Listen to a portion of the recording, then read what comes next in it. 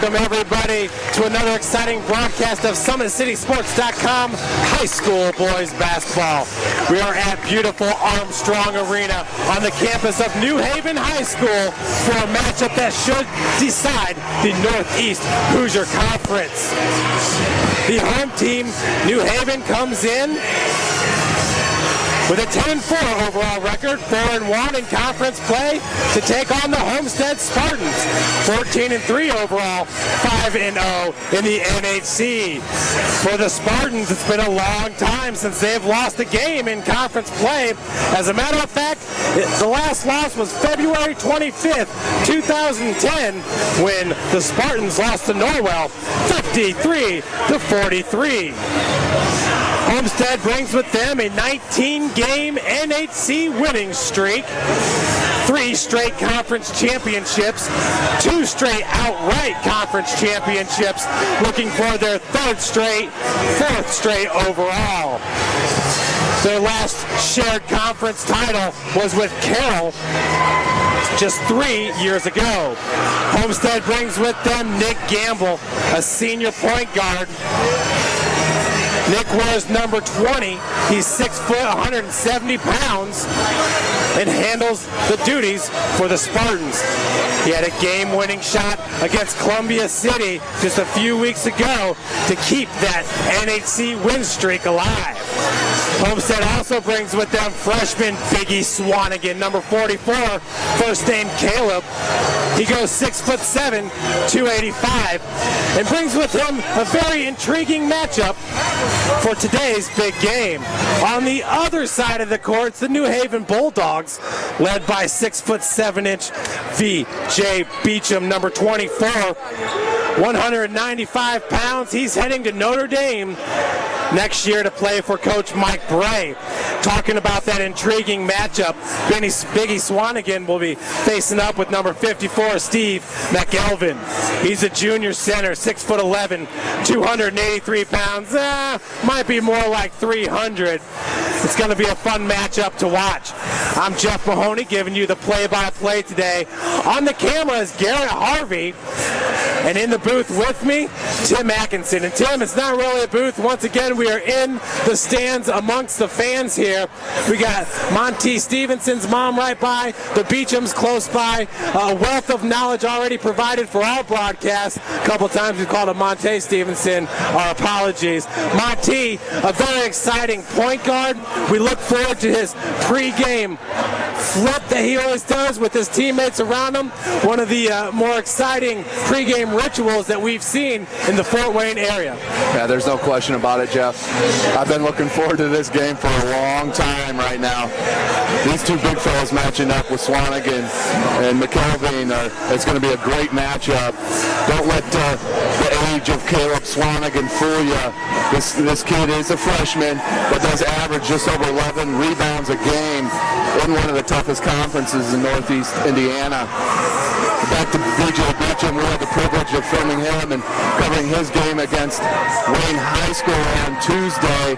And B.J. Beecham left no doubt that he's definitely a McDonald's All-American nominee with hitting the game-winning jump shot off the baseline down one with about 20 seconds left to go. B.J. Beecham is one of the more outstanding players that come out of this city in a long time. If you have not seen him, he kind of reminds you of a Kevin Durant type of game. Inside, outside, has a great dribble drive with the step-back move from about the foul line that is pretty much 75% shooting right there. That's almost a layup for him. To the point guard is going to be a great matchup between Gamble and Stevenson. Both players really lead their team with great athleticism, great speed, great control with the basketball. It's going to be an outstanding matchup. I can't wait for this to get tipped off here, Jeff. Tim, back-to-back nights where we've just had kind of electric atmosphere as Armstrong Arena here is starting to fill up. Homestead, they definitely bring the fans. New Haven will pack this place as well. Last night we were over at Northrop, and it was the Concordia Cadets getting the 59-58 victory over the Bruins. Now, that ensured that Northrop would not win the SAC title. Concordia, unfortunately, did not get the SAC title either. It went to Northside. Northside went on the road and beat Concordia in the basement, and then at home took down Northrop back on December 14th. So congratulations to Coach Khalik Shabiz and his Northside Redskins there, getting their first conference title since the 2005-2006 season. And the Northside Redskins, if you haven't seen them yet, folks, I definitely recommend it. They have a trio of outstanding big men, and Hoosier Mitchell, Mike Davis, and Brian Mitchell. It's outstanding player. Coach Shabazz has a great squad out there at Northside High School. They will continue to get better as they are mostly juniors. So it's going to be exciting to see where the Redskins can go from here. But what a surprise upset by Northside to win the SAC, as Northrop pretty much controlled the conference throughout the whole year, Jeff. Yeah, Northside, on and off team there at the beginning of the season. But obviously the big win on December 14th, and they've been able to propel their way to a SAC championship with a 5-2 conference record, tying Northrop and Concordia. Of course, Northside just stepping up big when it really mattered there, on the road against Concordia and at home against Northside. And Tim, you talk about Northside, they're definitely going to be contenders next year as well. Mike Davis, the transfer from Muskegon, Michigan, he's got game, and he's got the body to go with it. At 6'5", really looks like he's packing about 220, 225 pounds. But there's another set of juniors as well, the Mitchell brothers at Wayne, and I really look for them to be in the hunt as well. Of course, Wayne knocking off Northside at their place in overtime, also got the better of them at the SAC Holiday Tournament, and the Mitchell brothers are sitting about 10 feet away from us as well. They know a good basketball game when they see one. Oh, absolutely. The Mitchell brothers, very, very fun to watch. All of them have handles. Justin Mitchell averages about 19 points a game. Levi and Jesus are the other two Mitchell brothers. Outstanding basketball players. Really run the show for Wayne. As I said, all three of them can run the point. They really don't lack any ball handlers. All three of them are juniors, so they will all have them back for next year. It's going to be exciting SAC conference next year. Concordia losing quite a few seniors, but they'll have an outstanding junior in DJ McCall go along with the freshman Paxton Bergdorf and Reggie Tharp, who, if you've watched and listened to Summit City Sports broadcast, you guys understand how much we like Reggie Tharp. But it's going to be an outstanding SAC. Snyder usually will lose some people, but he'll always rebound. Northside, as we talked about, is going to be outstanding. Wayne, Concordia, you just can't count them out, and it's going to be an exciting year next year. But next year is not what we're worried about right now. Tonight is the game. Tonight is the game here in the NHC with the Homestead coming in here to Armstrong Arena. That's going to be an outstanding entertainment. I can't wait to watch it. Yeah, there's no doubt about it, Tim. If you look at the starting lineups, projected starting lineups for Homestead starts with number 4, Trevor Osborne. He's a senior guard, 6 foot 160. He's a shooting guard for him. He can light it up from beyond the arc. He takes a lot of shots to get his points. Joe All, another projected starter, number 10. He's a junior guard at 6'4", 175. Number 20 is Nick Gamble, the senior point guard at 6 foot 170. Once again, heading to Davenport University, play NAIA ball in the WAC, the Wolverine Hoosier Athletic Conference, the same conference that boasts Indiana Tech. Number 30 is Seth Cope. Seth Cope's kind of that utility player. Think of a Dennis Rodman type, but he's very athletic. We've seen him pin balls against the backboard. We've also seen him win the Player of the Week award for a dunk in transition that was just nasty. And the big man, number 44, Caleb Swanigan, who came into Fort Wayne. Don't quote me on this. I want to say it was from Utah. I'm not 100% on that one, but at 6'7", 285, coming into Fort Wayne area and just dominating right away. That speaks a lot to his game and the way he's able to carry himself as a big man in the low post. For New Haven, number 10 is Monty Stevenson. He's a senior, 5'7", 130 point guard. Very electric, kind of glides across the floor like he's on skates. Jordan Hogue, who we've come to love as well. Jordan's going to be involved in the offense, no doubt, at 6'3", 175. He can throw it down in transition. He's a junior. Jabbar Ray, another great player for him, number 22, 6 foot 160, a senior. Number 24, VJ Beecham, speaks for itself. Tim, last night we saw McDonald's All-American nominee in Bryson Scott. VJ Beecham is one as well. He brings a totally different game than what Bryson Scott does. Has a totally different frame as well. He's a lanky. He can get his shot over almost anybody on the perimeter, as you have noted many times. And the other starters, number 54, Steve McElvin, 6'11", listed at 283. We're going to go more along 300, but Steve, for a big man, wasn't starting at the beginning of the season, but now really starting to gel with that starting five of New Haven. And you heard Coach Al Gooden talk about it last week. Not sure if that was the News Sentinel or the Journal-Gazette, but he said, hey, we are just fine. I don't think there's a problem with our game. And the reason some people were thinking there was a problem with New Haven was because they lost at Northrop, then lost against Hammond Knoll, a 2A school, then lost against South Bend Adams, and that was an 85-58 loss.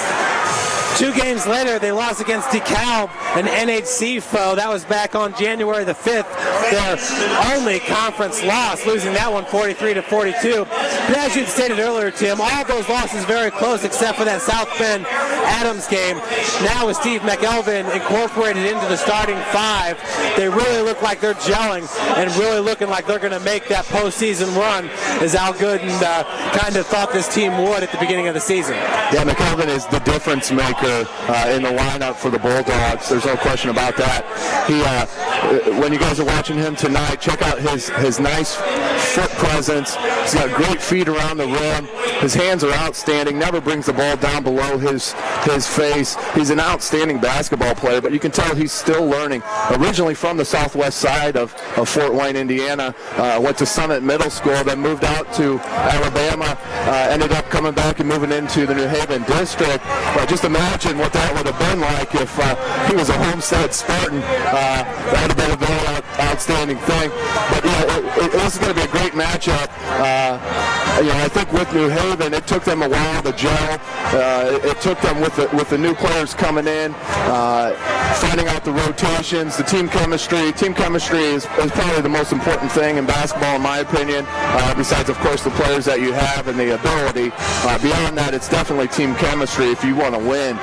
So these two teams, great coaches with Chris Johnson for Homestead and the Fort Wayne legend Al Gooden on the other side for New Haven. Great teams that are greatly coached. It's going to be an outstanding game and well-coached game. You'll see a lot of sets be called out. You'll see Beecham running around plenty of screens. You'll see Gamble running the show for Homestead. They'll definitely try to feed that ball down low to Swanigan. And we'll see what happens. If McElvin can stay out of foul trouble, that's going to be a key for the Bulldogs. There's no doubt about it that Coach Al Gooden in his 25th season certainly is a Fort Wayne legend. 365 wins, 222 losses. He's in his second year at New Haven, a 27-8 record here at New Haven. But Tim, on the other side, Chris Johnson certainly is starting to establish himself as somewhat of a legend as well. He is in his 19th season of coaching. 275 wins, 141 losses. He's 195-108 at Homestead. He's in his 14th year at Homestead. His first 5 seasons at Bishop Dwenger High School, where he compiled an 80-33 record. And you and I got a chance to cover one of those teams very well, the class of 1996. It was a very good Bishop Dwenger squad. One of the more complete teams that you would really find. 6'3" point guard. You had a 5'10" shooting guard that could just shoot lights out. your number 3 was a defensive-minded 6'1" player. And then you had 2 6'7" guys underneath that knew how to score in the low post. So that was a special year for Chris Johnson. He and Bishop Dwenger made it to the Elite 8 round when it was still a single-class system. Ended up losing to Warsaw, and Mr. Indiana, his name was Kevin Ott. He went on to play at Southwest Missouri State University, played for Coach Steve Alford there. Steve Alford got a start at Manchester, but then went to Southwest Missouri State, and right away they became a power in the Missouri Valley, which is regarded as one of the best mid-major conferences in the country. Alford now is at New Mexico coaching. But so Chris Johnson certainly doing a fine job over at Homestead as well, Tim. Yeah, there's no question about it. That 96 Dwenger team was a great team. We talk about team chemistry. That's what their team was all about. Very underrated point guard that they had. B.J. Coretta ended up walking on to Purdue University. But he was definitely under-recruited, in my opinion. Great handles as a point guard, and he was about 6'2", 6'3", as Jeff said. They were a great squad. Just happened to run into the buzzsaw of Alt, and I think Alt had maybe 5 or 6 threes in that game, and just kind of every time Dwayne went up and make a run, Alt would hit a 3, and then another 3, and then another 3, and he's an outstanding player. I think he leads the state of Indiana in 3-point field goals. I'd have to check that, but if not, he's definitely right up there. Did play for a great coach in Steve Alford. Chris Johnson has one of the things he's very well known for is making his teams play as a team. There's not one player that will get the ball for touches. He passes it around, runs a great offense, switches up defenses. Chris Johnson's right on his way to be the next coach Al Gooden, in my opinion. Yeah, Tim, and BJ Beecham coming in averaging 21.9 points per game. He's one of the area's best in putting the bucket, or the ball in the bucket. Caleb Swanigan, one of the best in the area of rebounding at 11.2. Gamble's one of the top assist man, averaging 5.5 per game. And Gamble also can get it done on the defensive end, averaging 2.4 steals per game. Monty Stevenson, he might quite possibly be the best in the area, averaging 3.3 steals per game. Tim, we're going to send it down to the floor now for starting lineups, national anthem. Welcome to New Haven, where sportsmanship is an expectation. So good when the players play, when the coaches coach, when the officials officiate, and the spectators be walking alongside.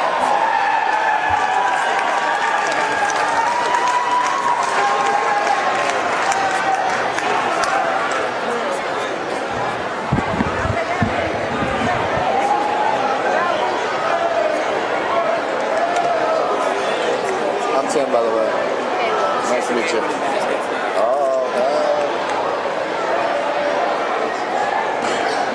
Congratulations.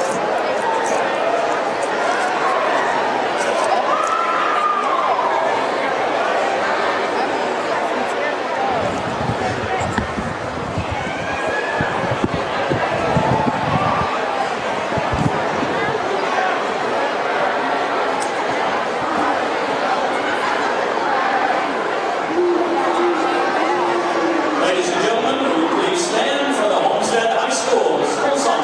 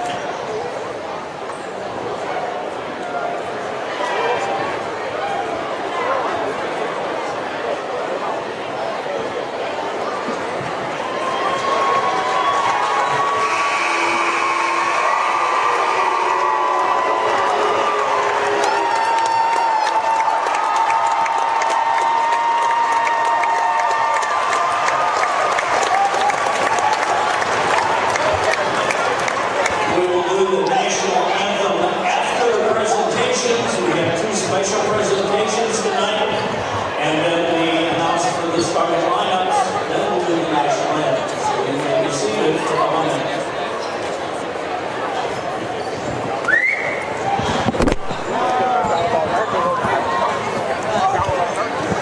And as you heard the PA announcer, there will be a special presentation, and it's going to go to number 24, VJ Beecham.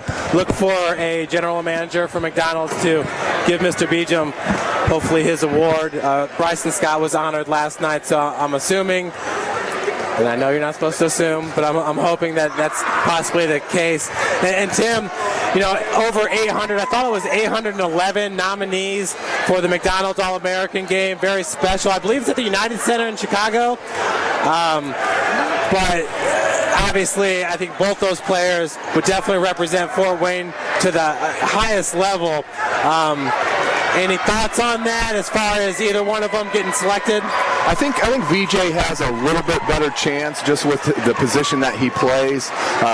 You know, there's not many 6'7", 6'8" wing players out there, so I think he has a better chance. Both very are deserving of that honor, no question about it. I think there's kind of a log jam at the position for Bryson Scott, so I think it'll be a little bit tougher for him to get actually named to the squad. But it'll be interesting to see. I think VJ has a better shot. Unfortunately, I don't think either of them will make it. They're not that high on the ESPN rankings. They're high, but not as high as what most McDonald's All-Americans are. But nonetheless, it's a great honor to be named to the McDonald's All-American as a nominee. Down to the court. Mr. Ted Williams. Mr. Williams is representing the 2013 McDonald's All-American Games and has a special presentation for VJ Beecham.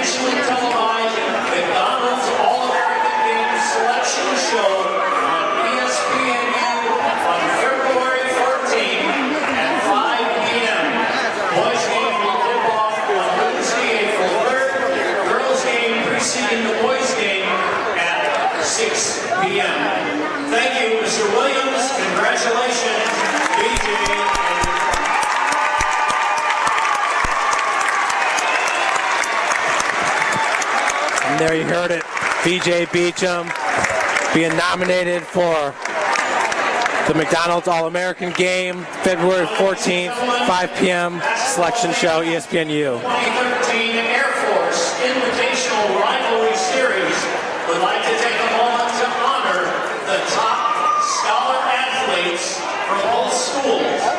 As part of the series, the United States Air Force will... Jeff, right here is a great honor for these student athletes. Please pay attention to this. This means a whole lot to these kids, and I know to their family members and the community overall. Excellent. To highlight those athletes who work hard both on and off the court, the Air Force is proud to honor the senior player who earned the highest academic standard from his team. From Homestead High School,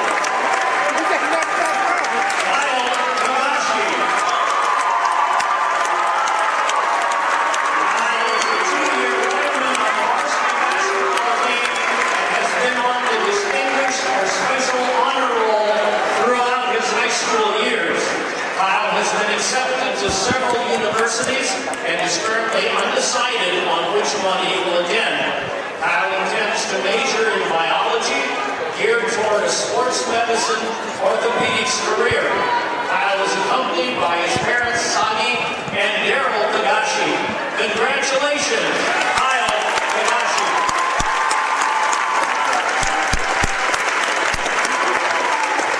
From New Haven High School, VJ Beecham.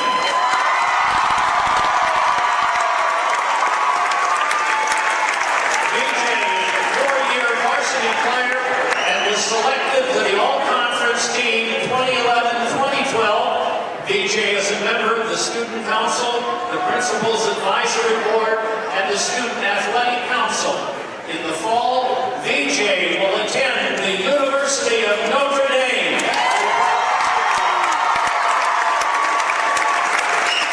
VJ is accompanied by his parents, Victor and Verdana Beecham. Congratulations, VJ.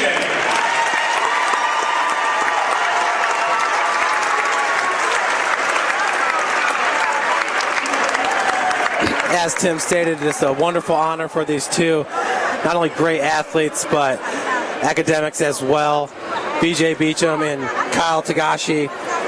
Tagashi serves a great role off the bench for Homestead, and VJ Beecham, well, what he does on the court speaks for itself. And as we were talking about earlier, Tim was saying how VJ Beecham's game might give him the edge of getting selected over Bryson this year. And I understand what Tim's saying with that. VJ is a 6'7" wing player. He can really play the two at the next level. And really kids coming up that are tall, 6'6", 6'7", they don't like to play in the low post. They want to play out in the perimeter because they want to get those D1 looks. It doesn't happen for all of them, but it certainly did for VJ Beecham.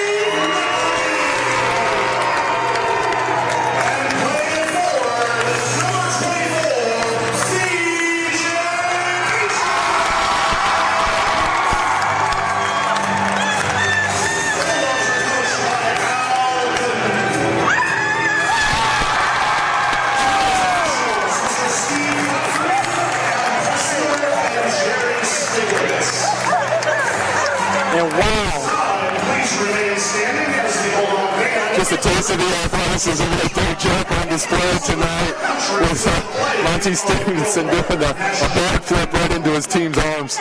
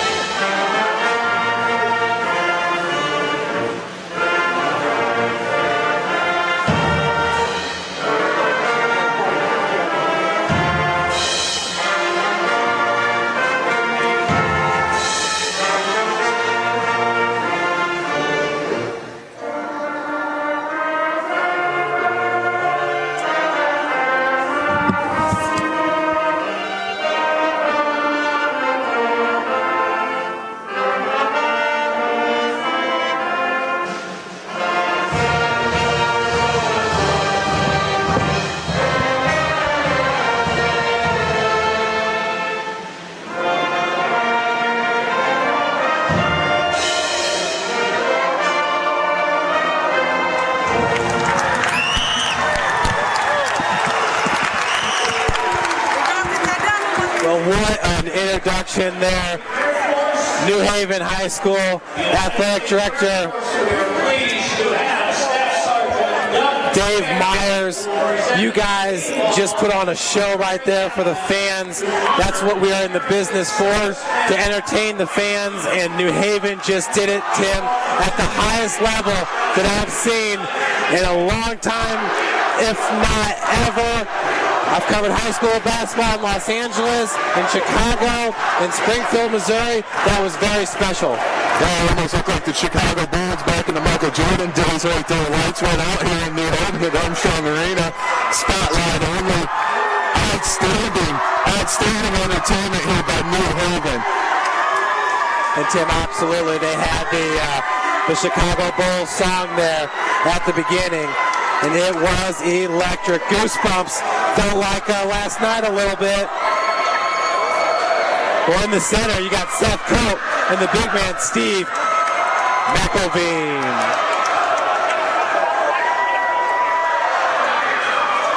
Seth Coate is a high riser for the Spartans.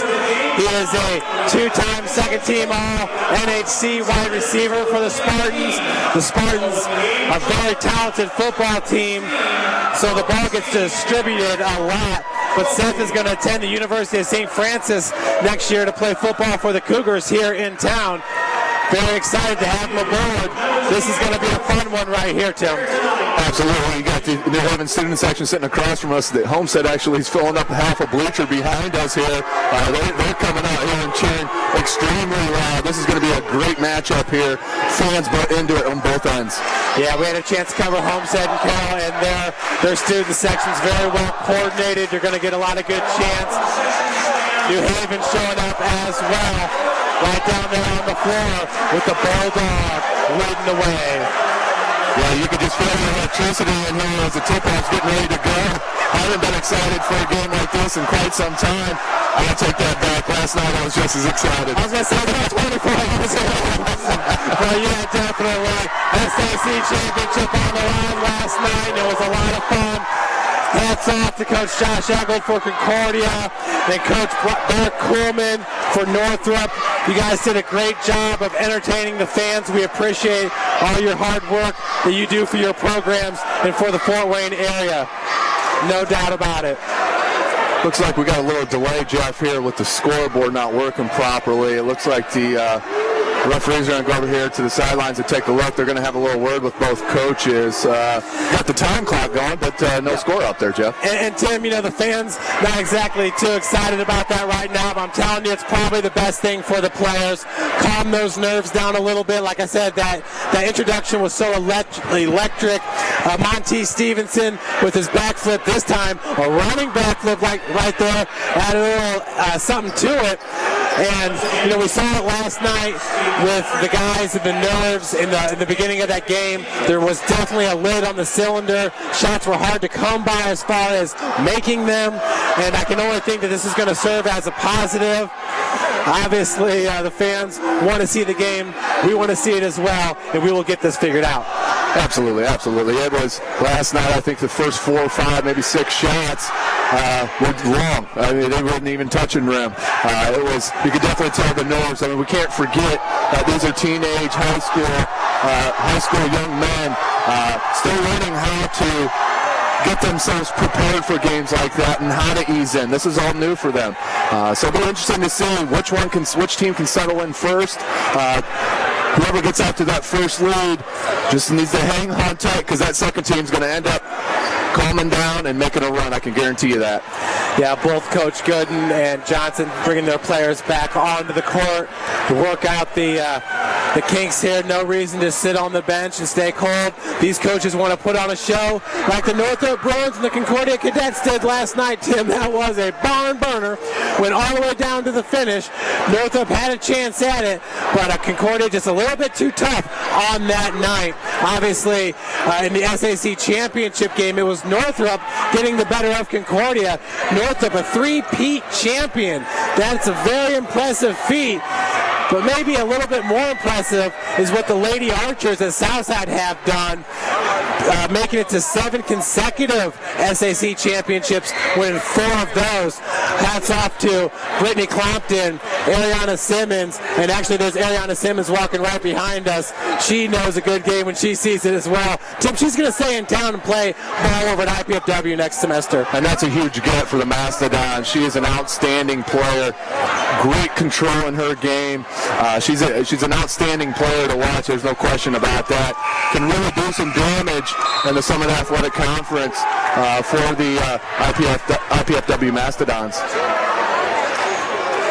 So I still really don't see the score up on the scoreboard, but they might just get this thing started. That's all right, Jeff. We can keep score for them. They can just holler up at us, and we'll throw the score down to them. Absolutely, Tim. I got my logbook right here. I'll be logging every single play, jotting runs, and keeping scores. Tim's going to keep track of some rebounds, turnovers, assists, and the tip-off.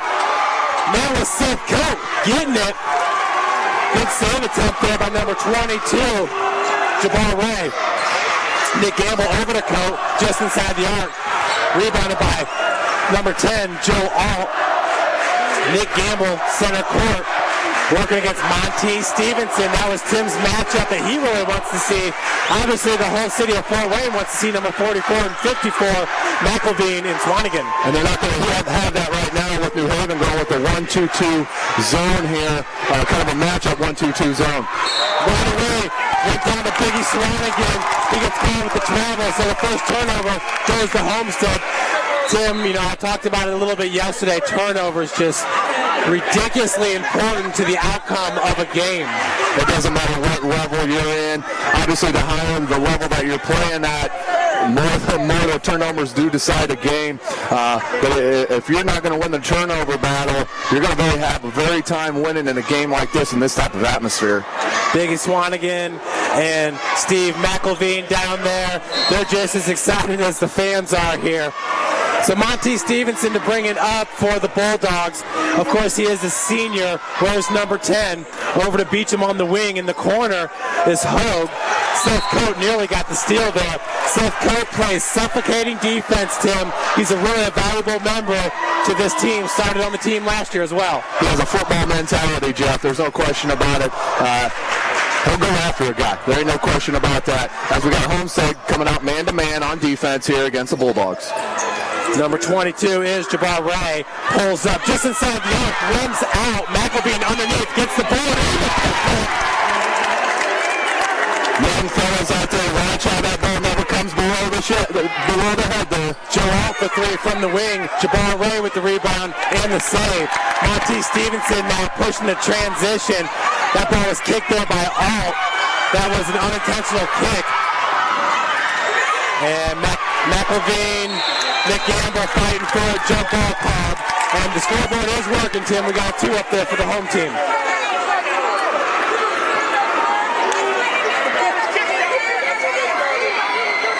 You can definitely tell the nerves out here, Jeff, on that last play. Kind of a scramble scrum there for the basketball. Don't settle down here. That was Trevor Osborne with the inbounds pass. Working the perimeters of Spartans. Osborne likes to chuck it up from beyond the arc, and he does a really good job of it, getting that ball to fall in. Nick Gamble for a 3. 21 foot, no good. One-handed play by Monty Stevenson. Outstanding rebound there by Stevenson. Went up with one arm at the height of his verticality and went up and got the ball. As we got Momsen here in front, waving the eye contact solution here for Mr. Stevenson. Yeah, doesn't matter how old you get, you still need your mother. Yeah, and I don't know if he lost the contact there. He's running back to the dressing room, possibly to put in another one. Entering the game for New Haven is number 20, Jalen Watley.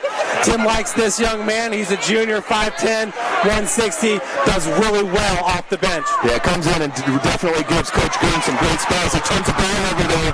Gamble with a nice steal and going coast to coast for the 2 points. Tim, that's a tough one right there. This is a big-time game. Electric atmosphere to come in cold off the bench. Gamble has already got, a minute, over 2 minutes under his belt in this game.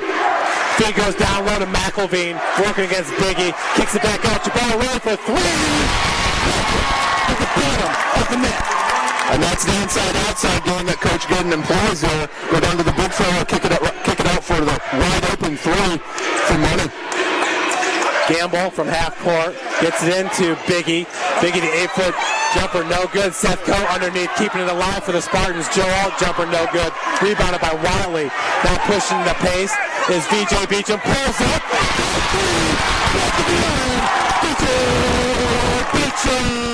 You cannot leave VJ Beecham, number 24, any space. If you do, he will knock it down in your face. Trevor Osborne dribbles that one off his foot. Turnover by the Spartans. They've got 2 so far in this game. Both teams with 2 turnovers here. Excuse me, Monty Stevenson back into the lineup for Watley. He's got his contact situation figured out. Picking up right where he left off. BJ Beecham pulls up from 15 feet and drains it. Beecham on fire. VJ Beecham, just an outstanding player. He is one of the best around, there's no question. And now New Haven coming out in the press. Homestead breaks it. McElveen, Swanigan, another travel, just taking too many steps there, Tim, and it really doesn't even look like it's that close. Those are blatant travels. Yeah, those are obvious calls. Half the crowd in the stands here are calling that foul for him. It just looks like he's a little bit too rushed as he's getting the ball. Just needs to settle the nerves. Good call by Chris Johnson. Get him out of the game. Talk to him a little bit. Let him settle down here. He'll get him back in here quickly. He'll be all right. Yeah, Tim, coming into the game is number 34, John Geller, and Kyle Tagashi, the winner of the Air Force scholarship there. So great job academically, and he's guarding VJ Beecham, the other winner. We got a foul on the jumper. VJ to head of the line for 2. Yeah, you want to get up in his face and you want to get that arm up and don't give him any space, but that's the last thing you want to do is foul him as a jump shooter. He's one of the best free throw shooters in the state of Indiana. 10-2 run here to start the game here for the Bulldogs as the first free throw is in. Tim, New Haven got the first bucket, followed by Nick Gamble lay-in. Since then, it's been all New Haven. Yeah, the only bucket that's come for Homestead so far has been off a turnover. Gamble picking Jordan Watley's ball out there in the front court and taking it the distance. Absolutely. Gamble behind the back to Alt. Geller working in the high post. Clearing some room for Gamble to get the little floater in the lane. Nice play there. Nice shot by number 20. And in that situation, Tim, I think you do want to go to your veteran player. Yeah, there's no question about it. Settle him down a bit. Go with it. As Chris Johnson helped the referee call a travel on that one. He was extremely upset. It took the referee that long to call it. But he got the call. Ball's going over here to Homestead. No doubt about that one, Tim. So Seth Coe with the inbounds over to Mr. Nick Gamble. Gamble being guarded by Jabbar Ray. Turns the corner and underneath and up and on the glass. He gets fouled by number 54, McElveen. That's his first, team's first. And that's one player for the Bulldogs. They can't afford to get in foul trouble. They have no other guy that they can go to with his size. Once again, a 19-game NHC win streak on the line for the Homestead Spartans. I don't think they want that to end anytime soon, Tim. No, not especially here. The last game, they definitely don't want to lose here in Armstrong Arena. There's no question. That one off the heel, rims in. 12-6 is your score. We got 3:52 left to play here in the first quarter. Monty Stevenson picks set by McElveen. Monty goes all the way to the hole with it, and he almost got clothesline there. He's going to head to the line for 2. Yeah, good take there by Stevenson. Saw the crease and went right to the basket, picking up the foul. If you see that opening, Stevenson will definitely take advantage of that and go right to the bucket. His number one goal is definitely to distribute to his players around him, but if he sees the crease, he will go at it.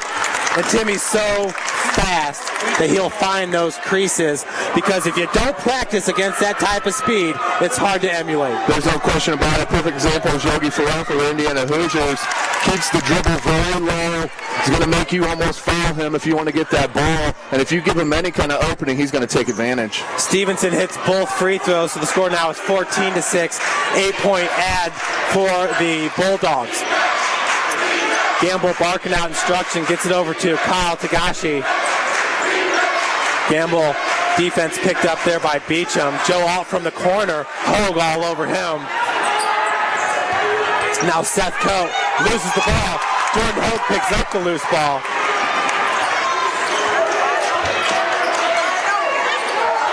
McElveen back out to Monty. So fluid out there on the court is Monty Stevenson. Nice feed over to McElveen off the glass, a little bit too hard. And Tim, normally in that situation, McElveen has really nice touch close to the rim, but what was going on in that particular play? He just rushed it on that, Jeff. He just felt like he could feel the pressure surrounding him and felt like he had to get it up. He's got to realize he's the biggest fellow on the court. He doesn't need to rush. Keep that ball above his head. He can put it back up at his own pace. There's no question about it that no one can guard him out here. Even Swanigan, when he's in the game, I don't feel that he can guard McElveen just with how long his arms are and how good a size he has and how he keeps the ball above his head. He's an outstanding player. Tim Homestead going big here with Biggie Swanigan, Trevor Osborne going back in. Geller stays on the floor. Kyle Tagashi and Joe Alt heading to the bench for a breather. BJ Beecham behind the back, silky smooth. Reminds you of James Blackman Jr., the way they carry themselves on the basketball court. Biggie Swanigan getting his hands up, playing good defense. Gamble now turning the corner. Finds Trevor Osborne wide open for three. Off the back of the iron. Seth Coe keeping it alive once again. Jabbar Ray, both were going after it. Possession's going to stay with the Spartans. And Jabbar Ray is one of the tougher kids that you'll watch in the Fort Wayne area. Outstanding player, great mindset, and also has some great skill from the three line. If you leave him up and he will knock it down, I really like Jabbar Ray's game. 14-6, Bulldogs, 2:22 left here in the first quarter. This game has been everything it was billed to this point. Gamble, pump fake, drives, kicks it out to Cope for three. Rims out, rebounded by Hogue. Jordan Hogue with his second rebound of the game here. Monty Stevenson, lob down low. Tim, you do not like that pass in these kind of games, do you? Well, it's not necessary. You take one more dribble towards the baseline, you can throw a nice bounce pass. You can almost lead the big guy to the layup. Floater was rebounded by Biggie, blocked by McElveen. Monty Stevenson goes the other way with it. No pass to Jabbar Ray, and he is fouled by Seth Coe underneath. He will head to the line forward. That's what we're talking about with Stevenson, always dribbling with his head up. He's not looking at his feet. He's looking to make someone better. So that was pretty. He's got a pretty game. It's entertaining for the fans in the stands. Armstrong Arena really full here. There's a couple extra seats. If you're at home watching, come on down. You can make it for the second half. You want to get a piece of this, a taste of the electricity here on the campus of New Haven High School. As Lacey Curry comes in the game here for the big fella. Lacey Curry, a transfer from Southside.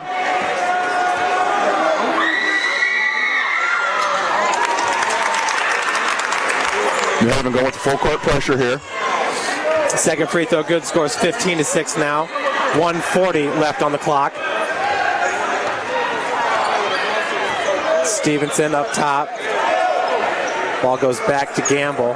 Jabbar Ray comes up. Seth Coe working out of the corner. Looks like this is more of a 3-2 zone, Jeff. And Coe taking another shot from around the perimeter, coming up with a loose pass. Trevor Osborne against the floater. Trevor Osborne just not giving up on the play there. Tim, he's a sharpshooter from the field. Curry, Beecham, Stevenson.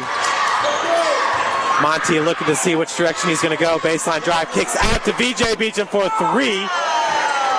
Rims out, rebound by Biggie. That was a great look by Stevenson. Drew the defenders to him at the basket and kicked it out to Beecham. Number 34, Swanigan. Scores 15-10. Outstanding move by Caleb Swanigan. Just a freshman, people. Just a freshman with those feet. 34 seconds left on the clock here in the first quarter. 5-point ad for the Bulldogs. Jordan Hogue working against Geller. And Hogue's going to get fouled and head to the line. Looked like he got away with the walk there. I'm sure that's what Coach Chris Johnson was looking for, shaking his head here on the sidelines. Maybe got away with an extra step there. Either way, he's going to go to the line here. Jordan Hogue. That's Geller's first, team's fifth foul. New Haven currently sitting with one team foul, Tim. But usually I find those numbers seem to even themselves out as the game goes on. Absolutely, Jeff. Yeah, we have some of the better referees in the city of Fort Wayne that I've seen, and I watch a lot of high school basketball on ESPN and the surrounding area, as well as professional and high school and college. Great referees here in the city of Fort Wayne. So Hogue hits both of them. Score now is 17-10, 25 seconds left on the clock. Gamble looks like Homestead might be content to settle for a last shot here. Yeah, no reason to give New Haven another look here on the offensive end. Coach Chris Johnson definitely will run this down, take the last shot here. Gamble working with Biggie Swanigan underneath. That was Seth Coe off the back of the iron for three. So Seth Coe gets one to fall there, bringing Homestead within four.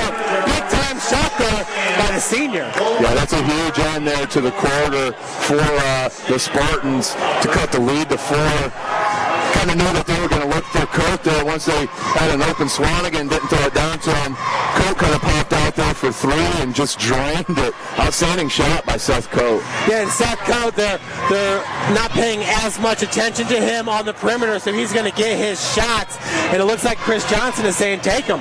And why not? You got one of the best rebounders in the city underneath, and Biggie Swanigan, who certainly knows what to do when he gets that board. Absolutely, and a good comparison kind of to a kid that I've been following for quite a while, BJ Anya, who's committed to NC State, will be with the Wolfpack next year. He's got kind of the same body as Caleb Swanigan, real long arms, little stocky build, decent hops, but this kid's only a freshman. I'm comparing this freshman to a senior in high school, so I can kind of tell you how we feel about Caleb Swanigan, also known as Biggie.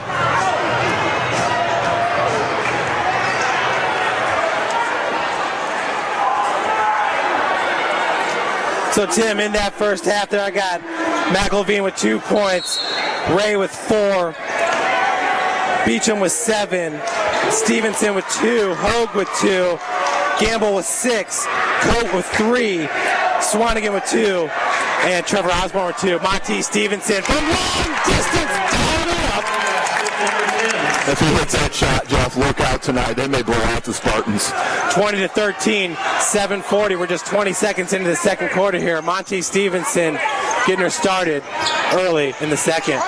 Gamble from the top of the key. Stevenson applied a little bit of pressure, got a hand on the ball. That's why there was no foul. Seth Coe going hard to the bucket. Now he will head to the line for 2. That was a great look by the big fellow Swanigan right there. Went to the high post there against the zone where there's a hole in the zone normally. He pivoted right out, face up to the basket, hit a cutting Seth Coe, who gets fouled. Seth Coe with the last bucket, a three-pointer at the buzzer there at the end of the first, hits his first free throw. As Tim said, brings that football mentality to the basketball court, and it has proved to pay dividends for Homestead time and time again. And let me just say one thing real quick, Jeff, here. What I would love to see in the game of basketball is an assist be given to the passer on that when a guy gets fouled. If he makes those 2 free throws, I really think he should be rewarded with an assist, because he did assist on those two free throws and those 2 points. So hopefully they'll take a look at that in the future and can change that. Oh, great look by Stevenson. Yeah, Monty Stevenson even surprised McElveen regrouped himself, getting a lay-in. 22-15, 7:03, Joe Alt. And Tim, I think that was a good foul there because McElveen left his feet there and there was contact. Obviously, McElveen blocking it against the glass. Yeah, we had kind of a bad angle on that. It was kind of facing away from us. Looked like number 10 there made the initial contact, but always the referees are going to give the benefit of the doubt to the aggressor on offense, which I agree with. Number 10 is Joe Alt at the free throw line, hits the first. So Alt with his first point of the game for the Spartans. Score is 22-16, 7:01. McElveen with his second foul, team's third. Yeah, and Coach Gooden's going to have to set him out for the rest of the second quarter. No reason to risk it here, up by 6 points still. Second one rims out for Alt. Stevenson over to Beecham, top of the key, kicks it out to Jabbar Ray. Ray working from the wing back to Beecham. Monty wide open. Near carry, the cross-court pass is stolen by Seth Coate. Seth with the fake. Laying no good. Now Monty Stevenson. Nice pass by Hogue to Lacey Curry. Fireworks underneath. And I think we got a foul. Foul's going to go maybe against number 32. I'm not too sure about that, Jeff. Look like two hard-nosed players going after the ball. Nothing intentional, though. I like that to be just a play on there. Let's swallow the whistle. Let the players decide the outcome here. Yeah, no doubt, Tim. There was physicality from both teams in the midst of that play. Which is fine. That is completely fine. This is a game of physicality. This is not badminton. We're playing a strong man's game here. This ain't football, but high school basketball in the state of Indiana is the real deal. Tim, and this is Indiana. You better bring your A game. No question about it. Pass goes over to Coate. Coate looking for the quick feed down to Biggest Wanigan. Matthew Stevenson going coast to coast with the steal. Number 10, Matthew Stevenson. And that's Stevenson's second steal already in the first half here. Nick Gamble working from the wing. Gamble for a three. Off the back of the iron. That ball is going to go off Jabbar Ray. Homestead to retain possession. There's one of the reasons I like Jabbar Ray. Saw the big fella in front of him. He did not give any hesitation. He went right after that ball, just couldn't grab it. Inbound by Trevor Osborne. Goes over to Gamble, knocked away by Jabbar Ray.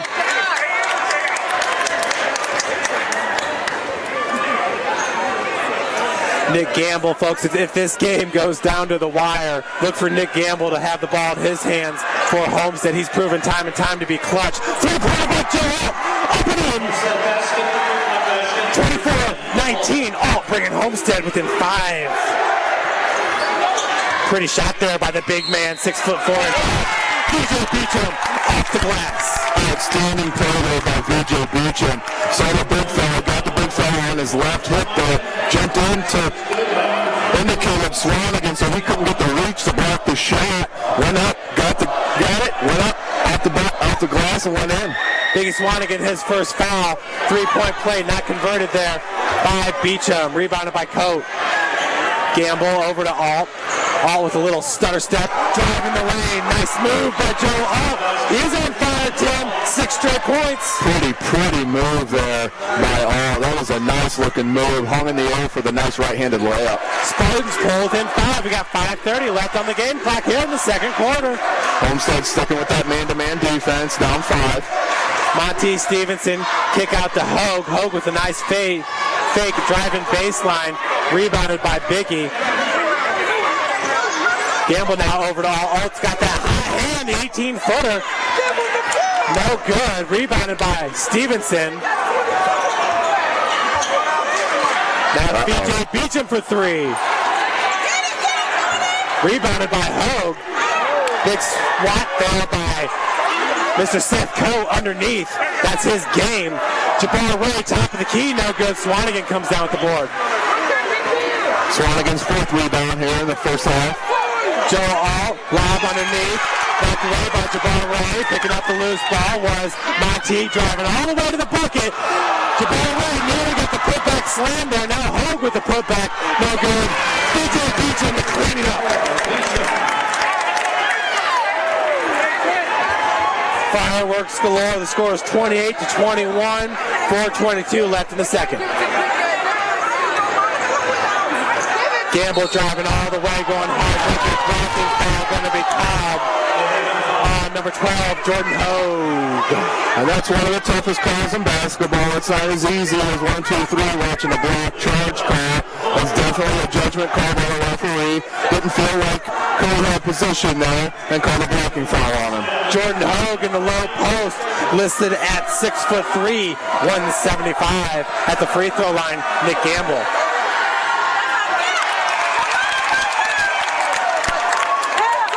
So Gamble misses his first. He is now 2 of 3 in this game from the charity stripe. John Geller to re-enter, along with Kyle Tagashi. Geller.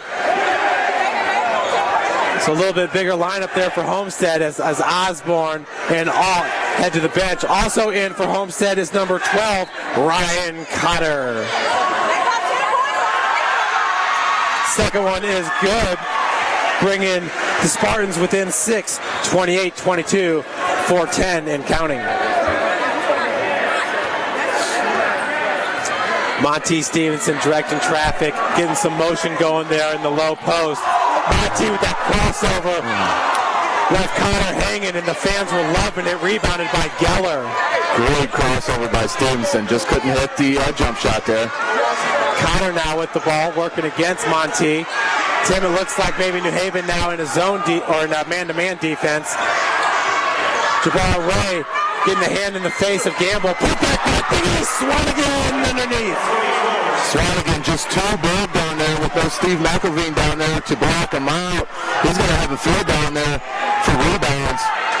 Spartans within 4, Tim. I imagine it's going to be just like last night. A very close game, maybe a couple lead changes in the second half. We will see how play proceeds. That is Lacey Curry working around Biggie. Nice feed to Jabbar Ray. Easy 2 for number 22. Good play by Curry right there. Kept the head up, drove the lane, saw the open man, fed it off to him. 6-point advantage now for the Bulldogs inside 3 minutes to play in the second quarter. Nick Gamble over to Tagashi for 3.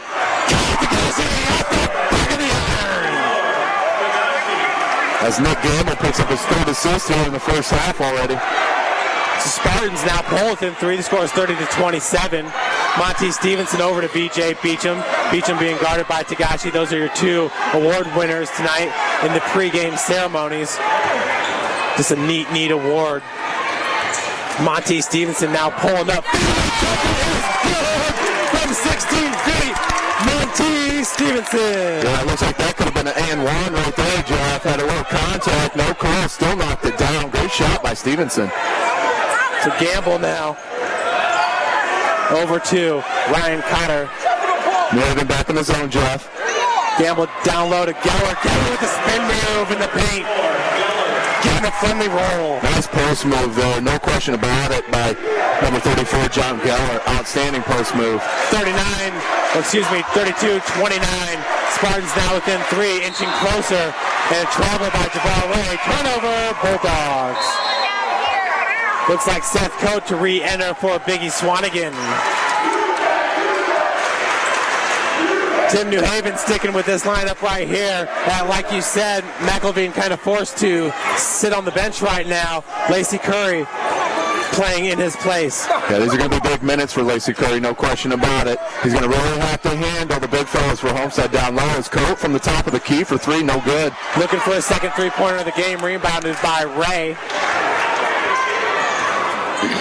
Beecham working against Kyle Tagashi. Great man-to-man defense there by Tagashi. Outstanding defense. Ooh, Jordan Hogue, beautiful move. Ooh, no problem. Defense underneath by John Geller, diverting that shot. And now Nick Gamble going the other way. Geller underneath. Another run. John Geller, back-to-back buckets for the Spartans. Pulling them within 1. Gamble with his 5th assist, really setting up his teammates on the offensive end. Gamble probably showing what he's going to do at the next level. BJ Beecham for 3. Rims out. Looks like Gamble going to be called over the back there on Jordan Hogue. Jordan Hogue with 6 rebounds here in the first half. Just as a little guy, outstanding rebounder, great leaper, only listed at 6'3". I mean, I think that might be a little bit generous, but outstanding hops for number 12, Jordan Hogue, just going after the ball with great determination. Hops galore on this New Haven team.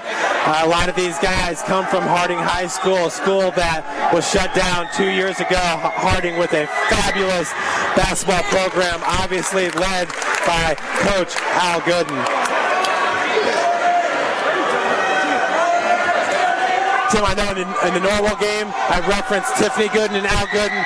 Tiffany is their, Al is her uncle. Tiffany Gooden, one of the best all-around players, whether it be boy or girl. One of the great players in all sports in the city of Fort Wayne was Tiffany Gooden. Turnover picked up by Monty Stevenson, pushing the pace. Ryan Cotter's going to get the foul there, knocking that one out of bounds. So Monty will head to the line for the 1-and-1. Monty leading all players here with 3 steals for the game so far. Outstanding hands in the passing lane. Just not giving up on anything, just like we saw last night with the Scott twins. Just quick hands, active hands, never stop moving. Great play there by Monty Stevenson. Misses the first, he's at the line to shoot 2, obviously. Monty Stevenson just under his season average of 3.3. Oh yeah, we're only in the second quarter. No question about it, Jeff. Really makes you put it in perspective. Falls in, so 35-31. Bulldogs building this lead back up to 4 points. John Geller moments ago narrowed that lead 32-31. The score now is 35-31. 40 seconds left to play in the second.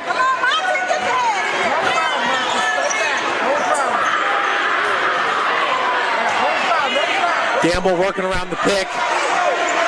Nice pick set there by Seth Coate. That Stevenson hung up for a second. Gamble over to Coate. Gamble working right in front of the New Haven student section. And that's a good defense on playing there on Swanigan, fronting him consistently with Beecham playing in the middle of that zone down low so that Homestead can't throw it over the top. Great defense there by Coach Gooden. Gamble's 12-footer was no good. Now New Haven has an opportunity here with 5 seconds on the clock. Monty Stevenson, floater, no good. So we will head into halftime. New Haven up 35-31. What a first half there, Tim. Outstanding first half. New Haven pretty much controlling it the whole way there. Spartans made a couple of runs, but was always answered by New Haven. One thing I noticed here in the first half, it does look like Coach Chris Johnson has really schooled his team on how to play defense against VJ Beecham. You can tell they've watched some film where Beecham's go-to move. It almost looks like Homestead is predicting when he's going to do that little jump step back at the free throw line. Really shutting that down. Great defense so far by the Spartans, holding Beecham in check as it goes. Tim, I'm going to count up some leading scores right now for you. We got 10 minutes on the clock. Come on out to the center court. If you can make a 3-point shot, you win a pizza.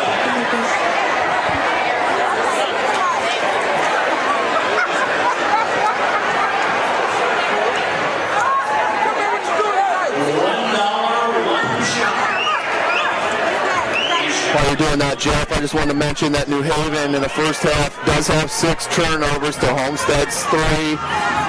Leading rebounder for New Haven is Jordan Hogue, as I talked about a little bit earlier, with 6. Big fella Caleb Swanigan also has 6 for Homestead. Leading both teams in assists is Nick Gamble with 5.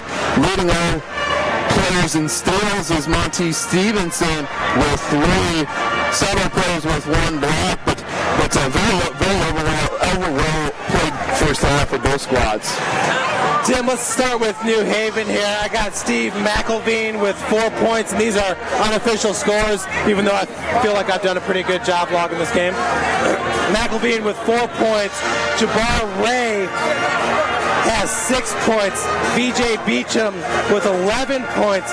Monty Stevenson with 10 points. He had a big second quarter there, Tim. And Jordan Hogue with 4 points. Looking at Homestead, it's Nick Gamble, 6 points in the first quarter, 1 in the second. He's got 7 points. Number 30 is Seth Coate with 5 points. Joe Alt, 6 points. Biggie Swanigan, 4 points.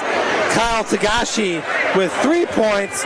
And John Geller, last 2 buckets there for Homestead. He has 4 points.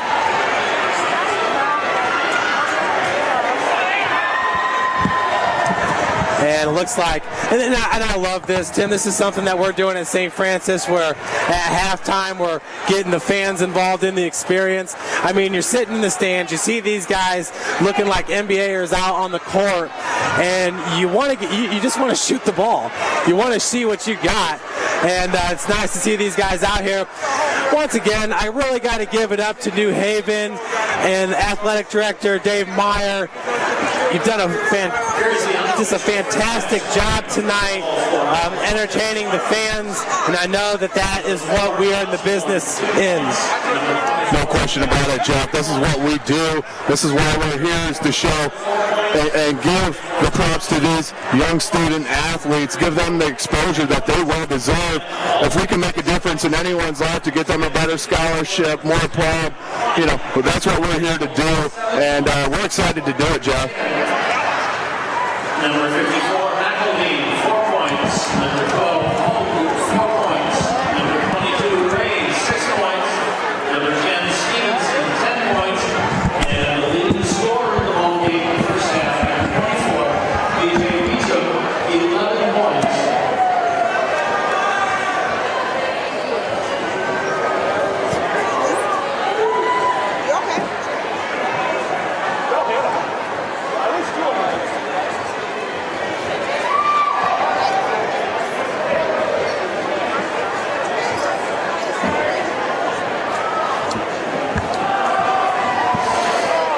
So once again there in the first half, your leading scorer, number 24, BJ Beecham, Monty Stevenson right behind him with 10 points. Leading scorer for Homestead is number 20, Nick Gamble. Folks, today's broadcast is brought to you by Ash Brokerage. Ash Brokerage is a proud supporter of Fort Wayne area athletics and its athletes. Ash Brokerage is a family-owned insurance brokerage general agency that offers hands-on experience through consultative approaches to product solutions, concept evaluation, underwriting negotiation, and business development.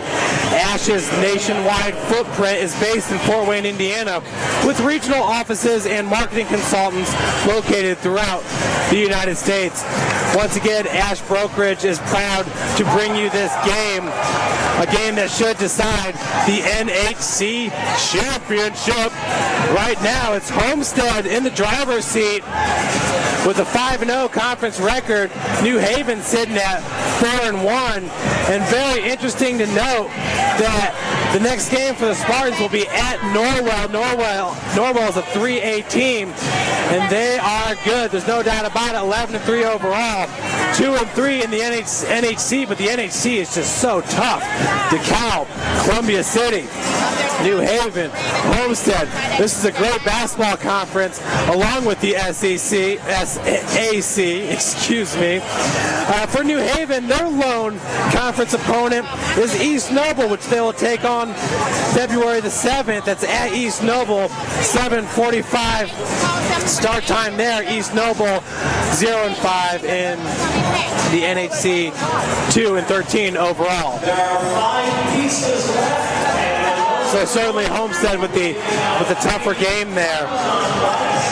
Homestead wants to keep that 19-game NHC win streak alive.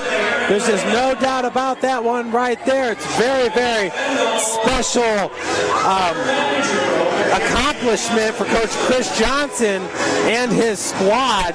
In the SAC, I really can't remember a run like that. But, you go back to Deshaun Thomas over there at Bishop Lures and what they were able to accomplish there under head coach James Blackman. And another nice one to note is, Northrop. And you have to go back to the 80s, but Northrop last night in the driver's seat looking for their first SAC title since the 1988 season. But in 1988, that capped a run for them. And once again, don't quote me on this. Let me see if I can pull up this article here. But I want to say Northrop had rattled off 5 straight SAC championships, and that is just an unbelievable feat in itself there. If you think about it, all the way back in the 80s. And certainly we have not had a run like that as of late in the SAC. There has been some good teams throughout the 2000s when you think of over at Bishop Dwenger with John Goodman and Tyler Eifert. Of course, Tyler Eifert, almost a sure lock first-round pick. You know, they're already saying that as a tight end, he's got the most unique skills. You really can't even compare him to a NFL tight end, but I guess maybe the first name that would come to mind might be Hernandez over there with the Patriots. And wow, what a 1-2 punch they have with Rob Gronkowski at the tight end position. You know, Kyle Rudolph, he is a Notre Dame alum, made the All-Pro game playing for the Vikings, and actually won an MVP honor in that game. But, you know, you got to kind of take that with an asterisk, because in the NFL, their All-Star game, it's a little bit different. For example, Jeff Saturday, who was an NFC All-Pro, actually switched jerseys and went over to the AFC side just so that he could snap it to Peyton Manning. And that's what the NFL has to do to make that game intriguing, because you certainly can't play 110%. It's just too much risk, not enough reward in the All-Pro game. But Tim, as you were taking a breather there, getting refreshed, I was talking a little bit about the run, the 19-game win streak in the NHC that Homestead has put forth, and what just a fantastic and unbelievable accomplishment that is, especially when you consider Norwell's in the NHC, the Calves in the NHC, Columbia City, now New Haven. Well, New Haven's always been, but now with the resurgence with the Harding players coming over here to this basketball program, just such a great feat. There are 19 straight wins, 3 straight conference championships. Yeah, there's no question about it. The NHC is not an easy conference. I know they always get compared to the SAC, which is understandable, but it's definitely a different conference, different players in that conference, and it's definitely not an easy one. As Jeff said, New Haven, Columbia City, DeKalb, Carroll, Norwell, you know, great, outstanding basketball programs, athletic directors at each one of those schools that really are for their players and want to get the best out of their players is not an easy thing. I don't care to go undefeated in 1 year. They've done it in a year and a half. Outstanding by Chris Johnson and the Homestead Spartans with this little run that they've had. Tim, what are some of the deciding factors to the outcome of this game that the coaches probably addressed there in the first half and will lead to a victory for tonight? I think the big thing with Homestead is they need to feed the ball a little bit more down low. I think they're settling a little bit too much. On the other end, I think VJ's got to get going a little bit. They're playing great, outstanding team defense on VJ. He's got to find a way, which I know he can and will. I think the difference is going to come down to if New Haven can keep Steve McElveen in the game. If they cannot, how are they going to defend Swan again? They did a great job in the first half defending him, kind of playing almost a box on him with a guy fronting him and VJ Beecham playing behind him. So it's going to be interesting to see. Definitely it's going to come down to who wants it more here tonight, Jeff. Both teams are very evenly matched. Coach is evenly matched. It's going to come down to will. Who wants this game more? Does Homestead want to keep their streak alive? Does VJ Beecham want to go out being the all-time winner here? What's it going to be? What's it going to come down to? That's what I'm looking forward to in the second half.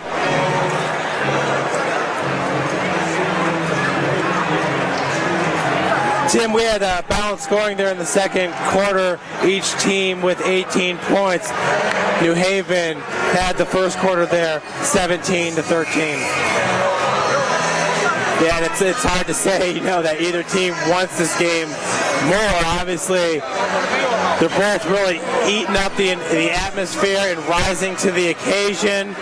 They have put on a spectacular game so far, and we are very excited for the start of the second half here. Third quarter will begin with Seth Coate and his inbounds pass. Over to Biggie Swan again, one-on-one with McElveen. We got another travel there. Third one of the game by Biggie. Yeah, he's just rushing it. I've never seen him do that.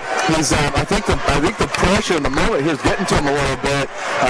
He's got the post moves to go around the big fella for New Haven. He's just rushing it a little bit.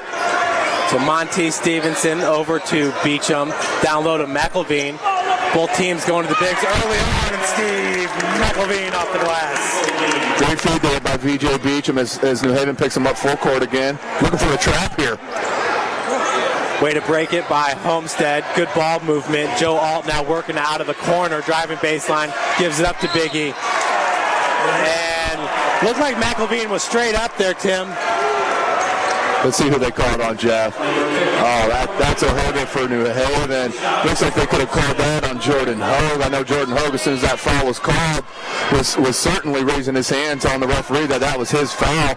Referee didn't buy it, called it on the big fella, number 54, Steve McElveen. And as you said, Tim, McElveen had to sit out majority of that first half there, or towards the end of the second quarter, with his second foul. Early in the third, picks up his third.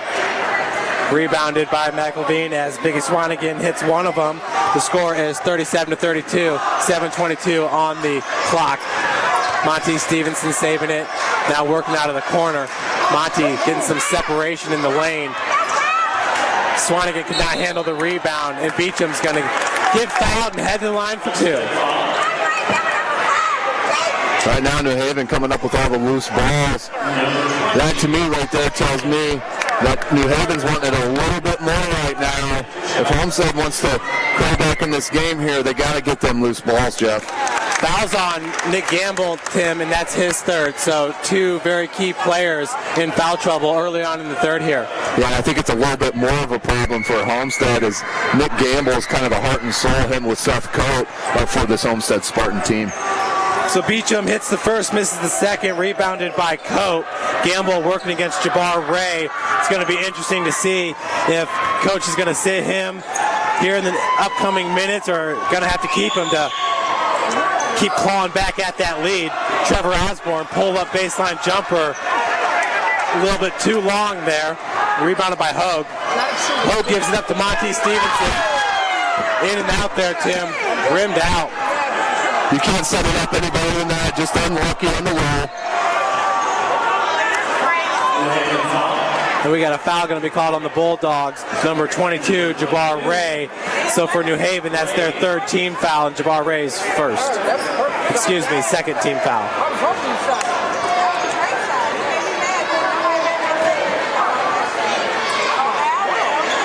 Coate now driving out of the corner. Baseline drive off the glass. Seth Coate. Sweet move. Textbook drive with the left-handed layup from the right side. That's outstanding. That's how they're coached right there by Chris Johnson. So Spartans pull within 4, 38-34, 6:18 left on the clock. Jordan Hogue off the glass with a hand in his face. Nothing wrong with the defense right there. Jordan Hogue just wanted it a little bit more there. Nick Gamble pulls up, 16-footer off the back of the iron, rebounded by Monty. McElveen was right there as well. Monty now pulling up, baseline jumper. Almost got the touch there. Good arcing shot, gave himself an opportunity. Feed goes down low to Biggie. Biggie working against McElveen. Nice spin move, could not connect. As McElveen hustles back on offense, he's wide open.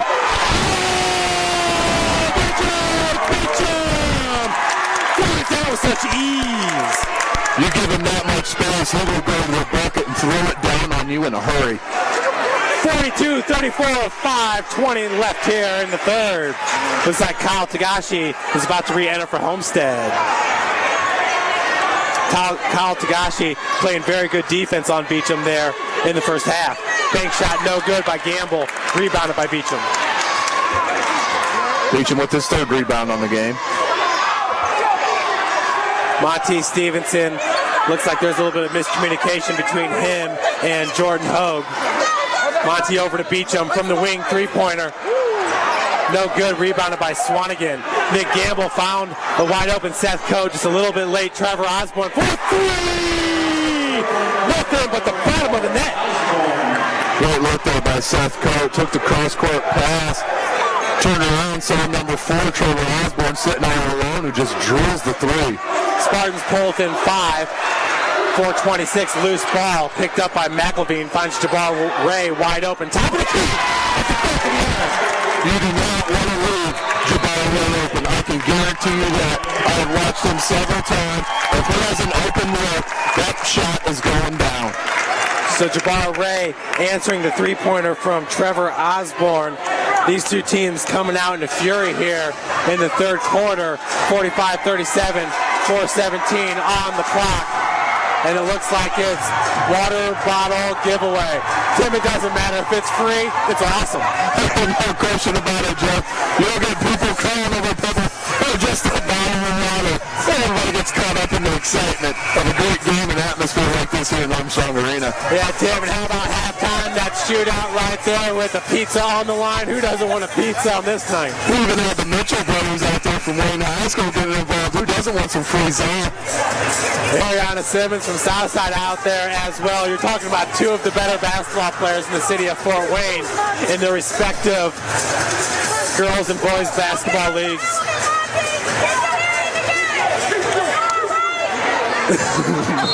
Monty Stevenson getting some instruction from the stands. He knows. Monty is going into the medical field. That's what he wants to major in college. Just got accepted to Ball State. Has been accepted by St. Francis. Seth Coe over to Trevor Osborne from three. Osborne back-to-back three-pointers. Bringing the Spartans within 5, 45 to 40 here. 3:45 on the clock. Monty Stevenson now over to VJ Beecham. Knocked away by Seth Coe right off the forehead of John Geller. That'll wake you up, Tim. Yeah, no question about that, Jeff. He shrugged it off, didn't even give a smile or anything. Just went about his business. Geller, a solid performer on the football team as well. I'm not sure if he'll be playing football on the next level. I believe I did hear that. Hogue from the inbounds off the glass. Jordan Hogue. Good look there by VJ Beecham with the second assist of the game. Lead is extended to 7 now for the Bulldogs. The official nearly bumped in there to Nick Gamble. Gamble with 3 fouls driving in the lane. He had nothing but Bulldogs around him. That foul is on the floor. Foul is going to go on number 12, Jordan Hogue. That is his second, the team's third. That was a great, outstanding dribble drive there by Nick Gamble. Did a one-handed shake, looked like he was going to go over to the crossover, did a little hesitation, kept it in the left hand, went to the basket. Gamble wanted to head to the free throw line. The officials did not award it. Trevor Osborne, good pump fake, wide open three-pointer off the back of the rim. And a nice job by Seth Coe, tipping it over to Tagashi. Tagashi off the glass. Great play by Seth Coe, heads up play. And Tim, that's a turnover by New Haven. Tim, that's about the 4th time in this game I've seen Seth Coe do that. He knows he's not in good position to secure the ball, so he's going to tip it in the direction of one of his teammates, somebody that's in a better position to secure possession. And some coaches coach that. I mean, that's definitely not something that he's doing on the fly. This is something that he practices, I can guarantee you that. And that's his game, all the intangibles. Trevor Osborne again from three-point land. He's missed his last 2 after hitting 2 in a row. 2:46 now to play, 47-42 New Haven. Beecham turns that ball over, picked up by Tagashi. Jordan Hogue was there, Monty Stevenson. Looks like the foul's going to be called on. Is it on Tagashi? Tim, that's another one of those plays right there. It's on 24, where both players were just actively going after the ball. There was a bit of a collision there. Yeah, in my opinion, if it doesn't affect the play, let's just let it go. Nothing was intentional there. They just kind of ran into each other. Didn't affect really the outcome of where the ball was going. I like the referees to swallow the whistles there. Yeah, Tim, and it looks like the referee thought that Tagashi initiated it because the momentum was going in the other direction. Jordan Hogue driving from the wing, walled off by Tagashi. Underneath number 34, new member into this game for New Haven. It's Brandon Bollinger, 6'3", 170-pound senior guard. That was a good play there by VJ Beecham. Got the rebound, didn't want to come down with it. Just put it right back up and got fouled.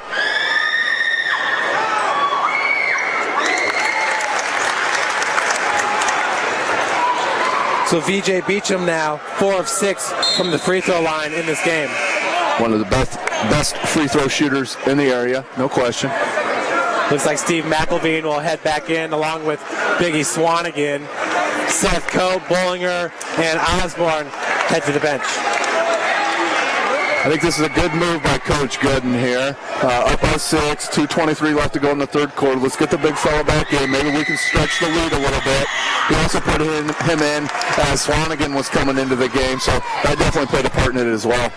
49-42, 2:20 now left on the clock. We're in the third quarter. Nick Gamble with 3 fouls. Coach does not want to take him out of this game. It's just way too important. McElveen getting the rebound after the miss from Gamble. And that's Steve's 5th rebound. Monty, excuse me, picking up the ball after he let one go there. Nice hustle play by number 10. And the three-pointer. 52-42, 10-point ad. We will check it at the break. Might be the largest lead of the game for New Haven. Biggie Swanigan, hook shot. No good, rebounded by Beecham. Biggie Swanigan showing some fantastic moves in the low post, having a hard time converting though. Only a freshman as well.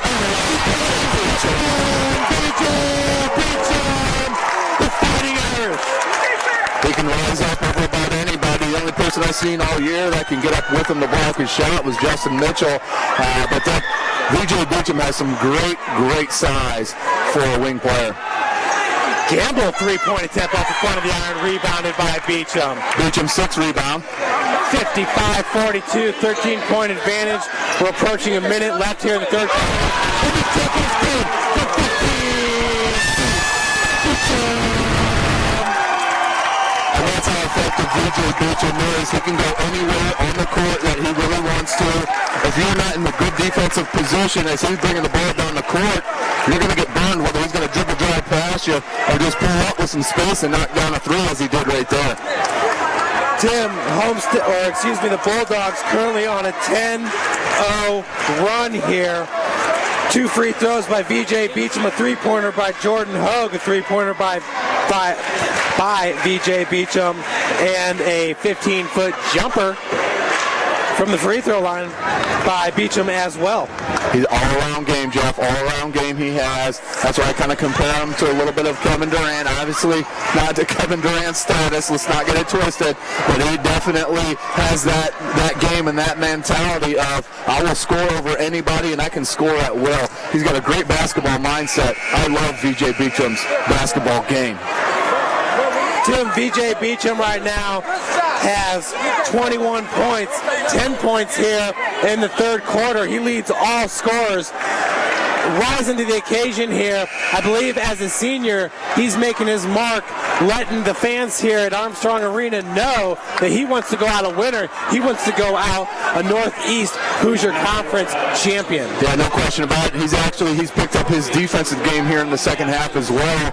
Only had 2 rebounds at the end of the first half. Is now up to 6 rebounds. So you can tell he's picked up the intensity on defense as well. So back into the game is Joe Alt. Joe Alt with a fabulous second quarter there for the Homestead Spartans. Also in is Ryan Cotter, John Geller, Biggie Swanigan, Kyle Tagashi, Chris Johnson giving Nick Gamble a little breather here. It's a good opportunity with 1 minute left to play here in the third, plus he'll get the break in between. Not sure where the young fella was going right there. Just got kind of caught up there. And the big fella came over and said, I don't know where you think you're going here. Let me throw this out of bounds real quick. Tim, a wall, maybe an understatement? I think that's definitely an understatement. Tagashi into Cotter, working out of the corner. Monty Stevenson with the defense. He had 3 steals there in the first half. Holding going to be called on number 32, Lacey Curry. Curry looking at Coach Gooden. Yeah, referee was letting him battle down there for a little bit, but it did look like Lacey Curry kind of grabbed the right arm there a little bit. Referee saw that, and I think that's what he called that. He was going to let him bang, but once Curry grabbed that arm, he shut that down.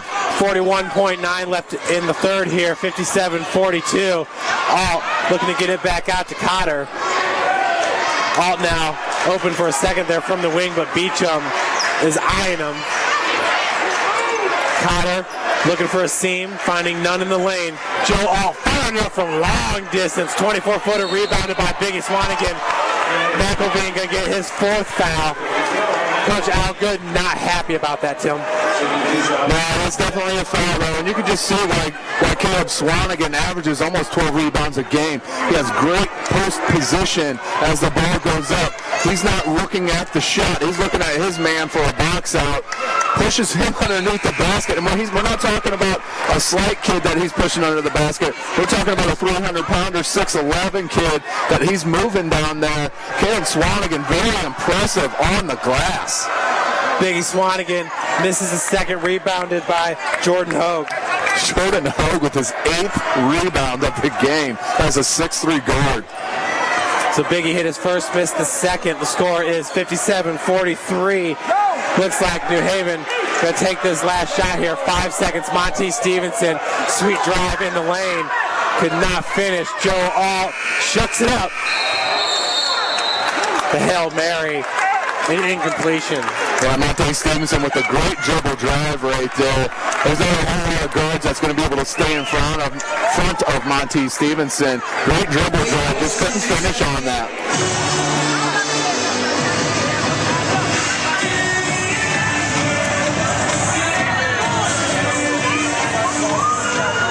Well, Tim, a big quarter there by the Bulldogs might be a bit of an understatement. 22 points, just 12 for Homestead. And BJ Beecham leading the way for sure, Tim. It started with that spectacular dunk. Throwing it down, 2 hands. No doubt about it. Coming up with a big three-pointer. It's amazing, Jeff, how a dunk like that can get you going with your foul shots, with your jumper. It's outstanding. He can definitely get it going.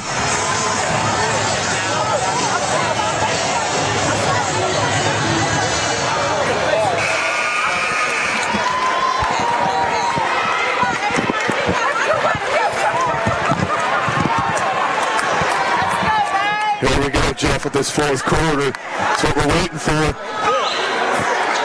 4th and final quarter, 57-43. What a game this has been, and it started off with an unbelievable introduction, an award to VJ Beecham, McDonald's nomination, winning that Air Force scholarship with Kyle Tagashi. Tim, anytime you have an oversized check like that presented to you, it's a good time. No question about it, Jeff. That's an outstanding statement right there. I don't care what it is. It could be for $1. If you get a big check like that, that's going on my wall. I've never got one of those checks. I'm a little jealous myself. No question about it. But VJ, well, both those players certainly deserving. Tim, you commented on Kyle Tagashi and the defense that he supplied there in the 2nd quarter against VJ Beecham. You were very impressed. Yeah, absolutely. Plays great man-to-man defense. Really up, not giving VJ a lot of space. The only bad thing is he needs about another 2 inches or so because VJ can still rise up over the top of him and get his jumper.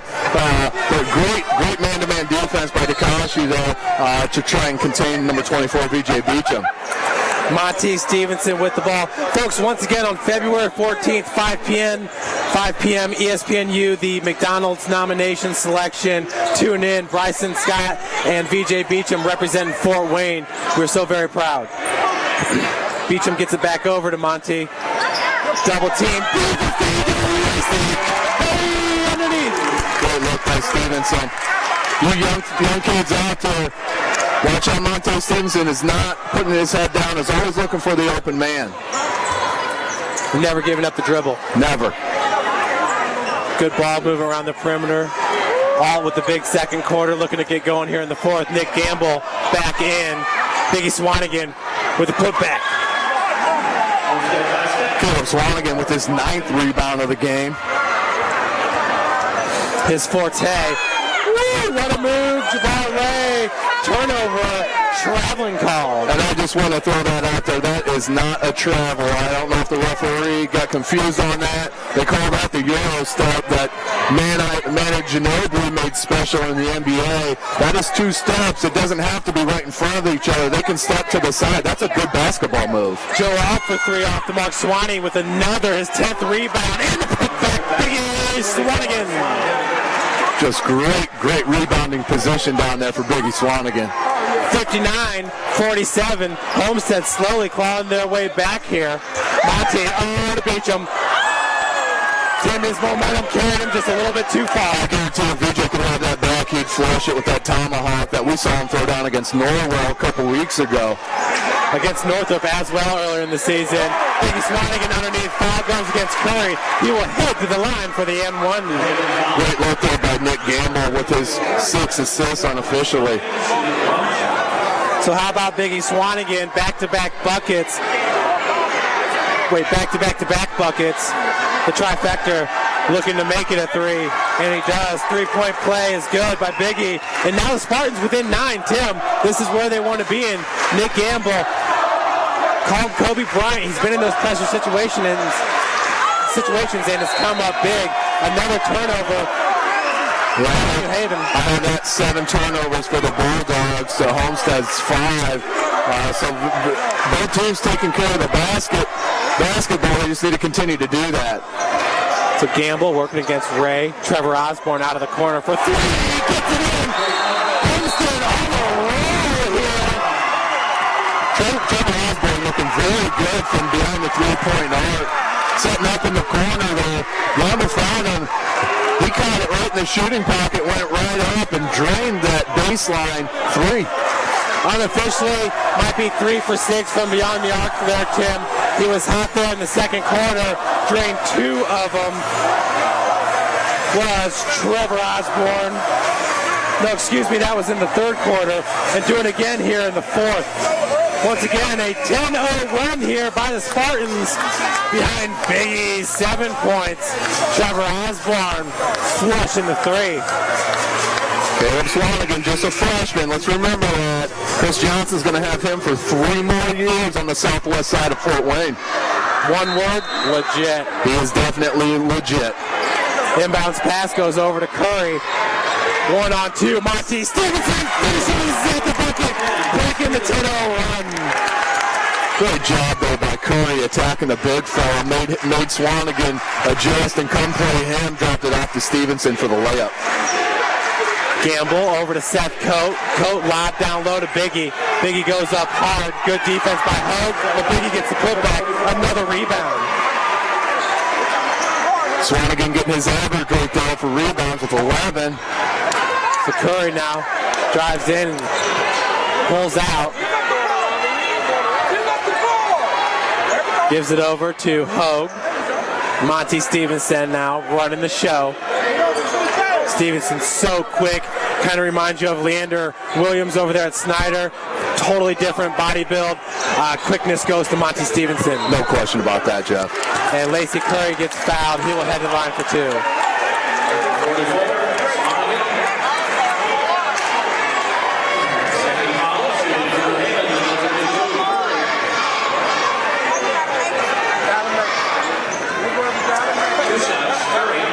So for number 32, Lacey Curry, he gets his first point of the game.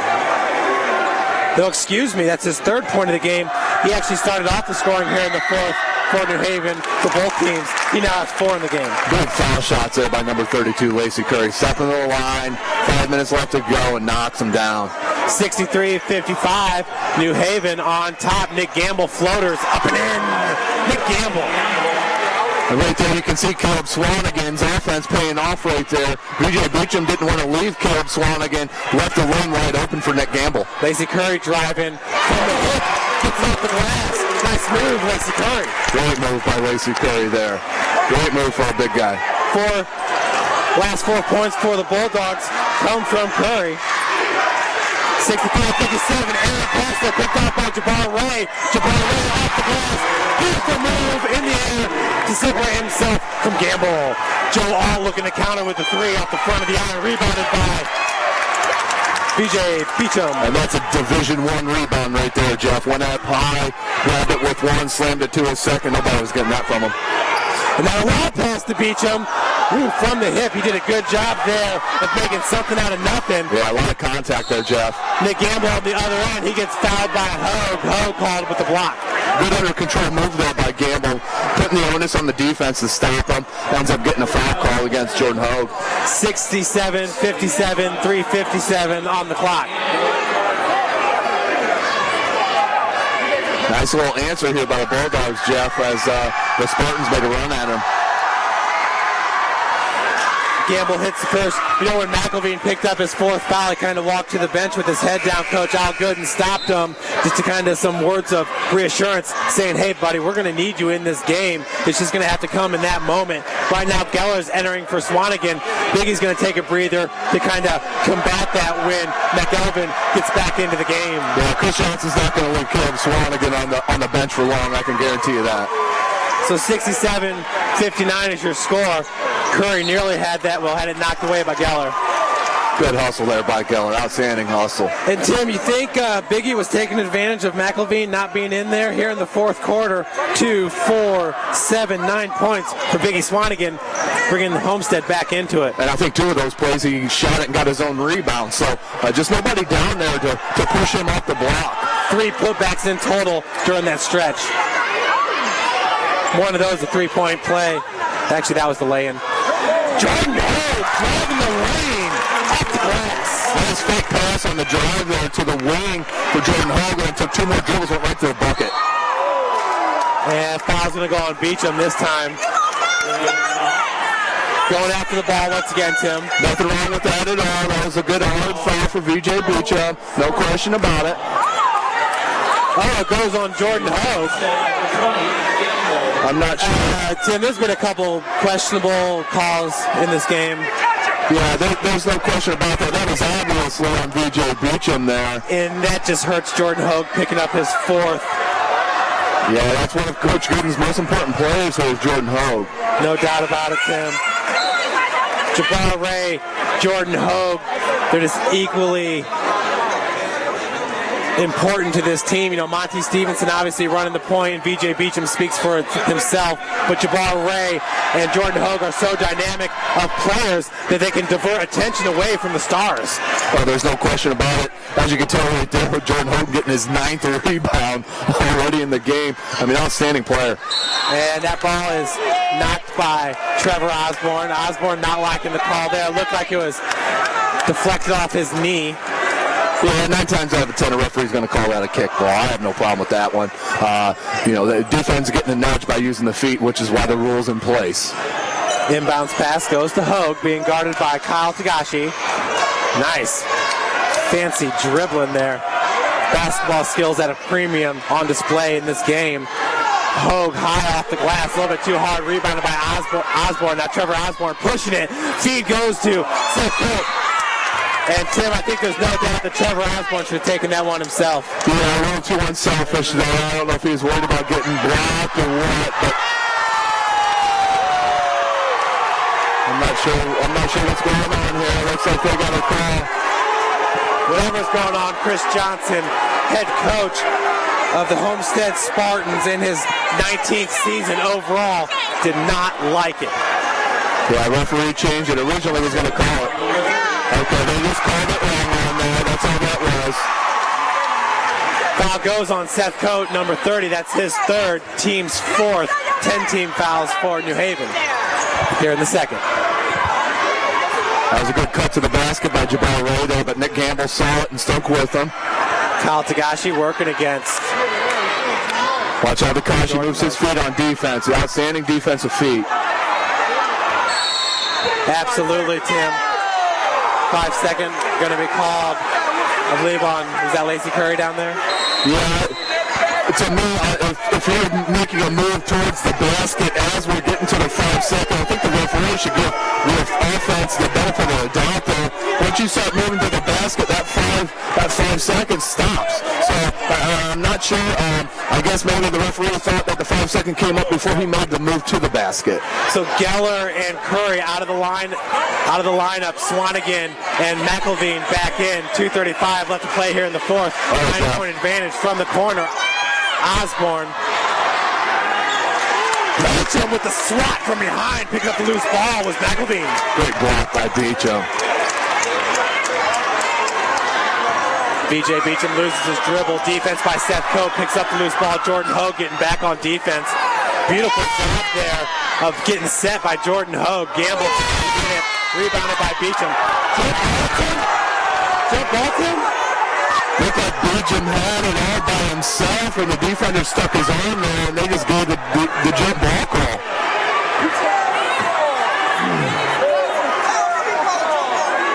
It's going to be Homestead ball, Jeff.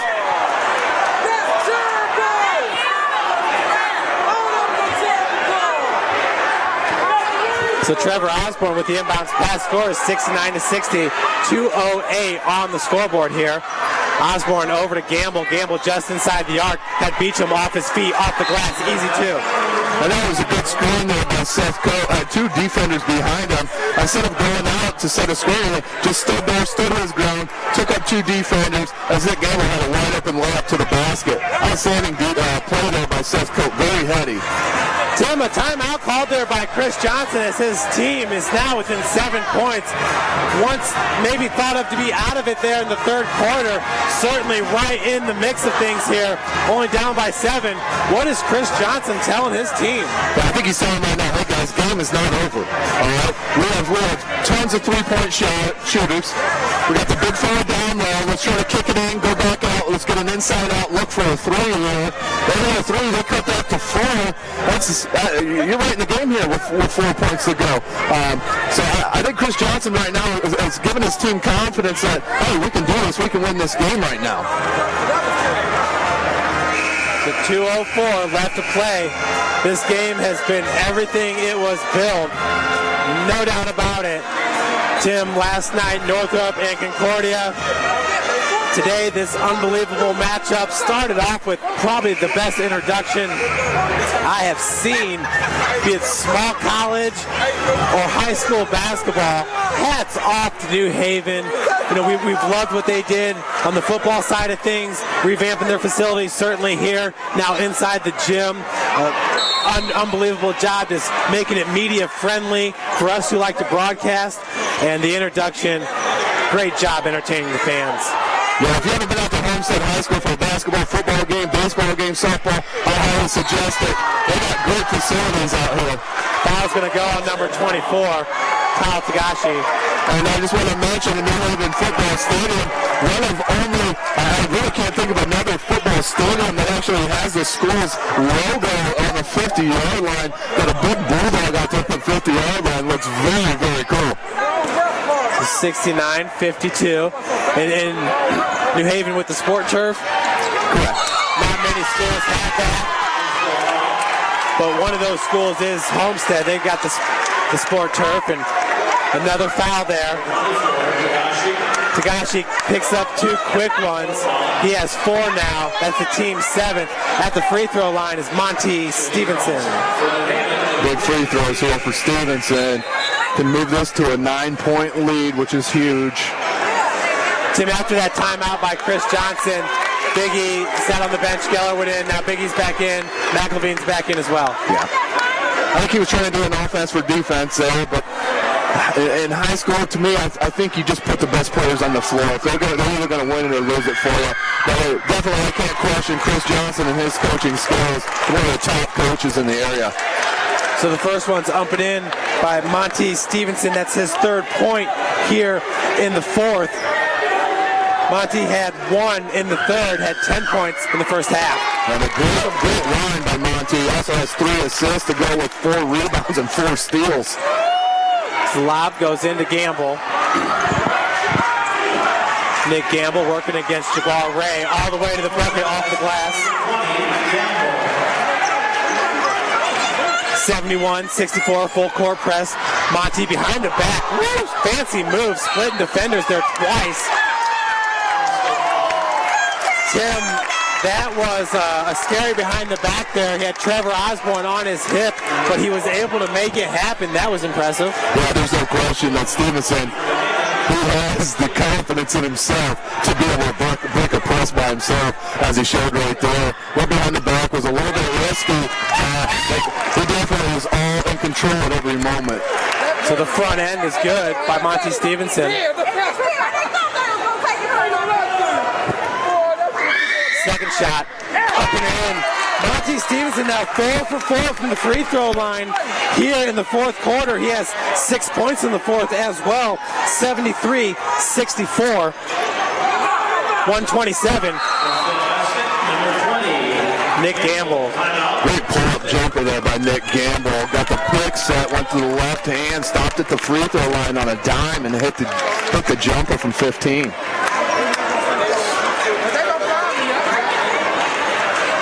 So 7-point advantage here for the Bulldogs. We are at Armstrong Arena here on the campus of New Haven. Folks, once again, this broadcast is brought to you by Ash Brokerage. Ash Brokerage is a proud supporter of Fort Wayne athletics and Fort Wayne athletes. Ash Brokerage is a family-owned insurance brokerage general agency that offers hands-on expertise through consultative approaches to product solutions, concept evaluation, underwriting, negotiation, and business development. Ash's nationwide footprint is based in Fort Wayne, Indiana, with regional offices and marketing consultants located throughout the United States. So 1:25 now. On the clock, inbounds pass by Beecham goes over to Hogue. Hogue being guarded by Kyle Tagashi. Tagashi, a defensive force for Homestead. Beecham there at midcourt. He gets fouled. Foul goes on number 30, Seth Coates. That's going to be his fourth. Yeah, Jeff, it's going to come down to free throws right here. If New Haven can hit those free throws, they're going to win this game. Up by 7 points here with a minute 17 left to go. Homestead's going to be forced to foul. If New Haven continues to hit their free throws, they'll lock this up.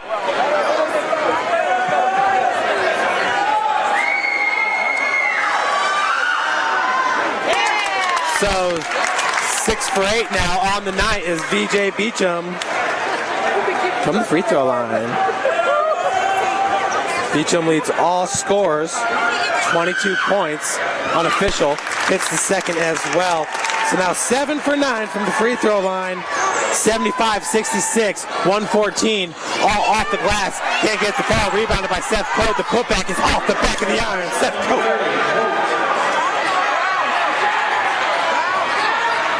Hogue now. Homestead's got a foul here. Hogue, nice feed over to Jabbar Ray off the glass.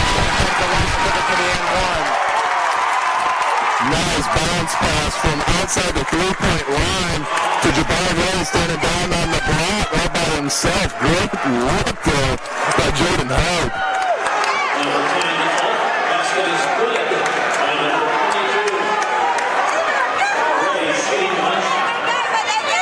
Tim, I'm going to head down now and hope to get you some interviews here after the game. Absolutely, Jeff. It's Nick Gamble here with the dribble drive, passes it back out to Alt with the high-looking three, no good. The big fellow with Steve with the rebound there. As Stevenson gets fouled, he's going to go to the line. As the New Haven fans are feeling it right now, really feeling that they're going to win this game. Are you good? Number 10, Stevenson. Here goes Stevenson. Knocks the first one down.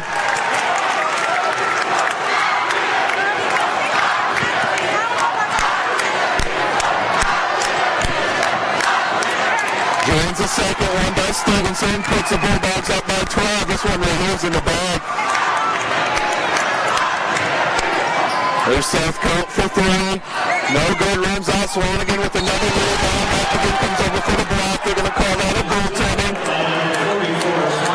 That's Caleb Swanigan's 12th rebound. This kid's a stud. Look for great things that come from Caleb Swanigan. Just a rebounding machine. Ball's inbounded to Jordan Hogue. Gets fouled there by Osborne.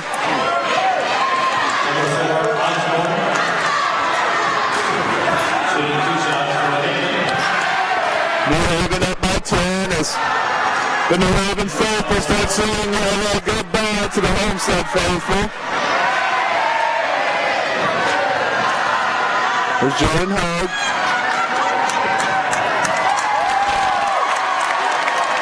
Knocks it down. 11-point lead for the Dogs.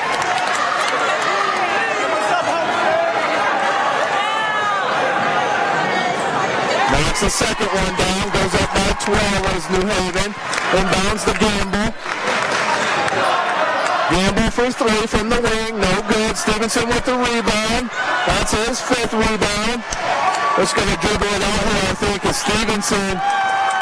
Great, outstanding game as the New Haven Bulldogs hit the winning streak down the tubes here for Homestead, as they're not going to get to their 20th straight win, as New Haven comes out big and puts a great effort in for tonight as VJ Beecham ends his home season here with New Haven with a huge win, 82-70 over the Homestead Spartans.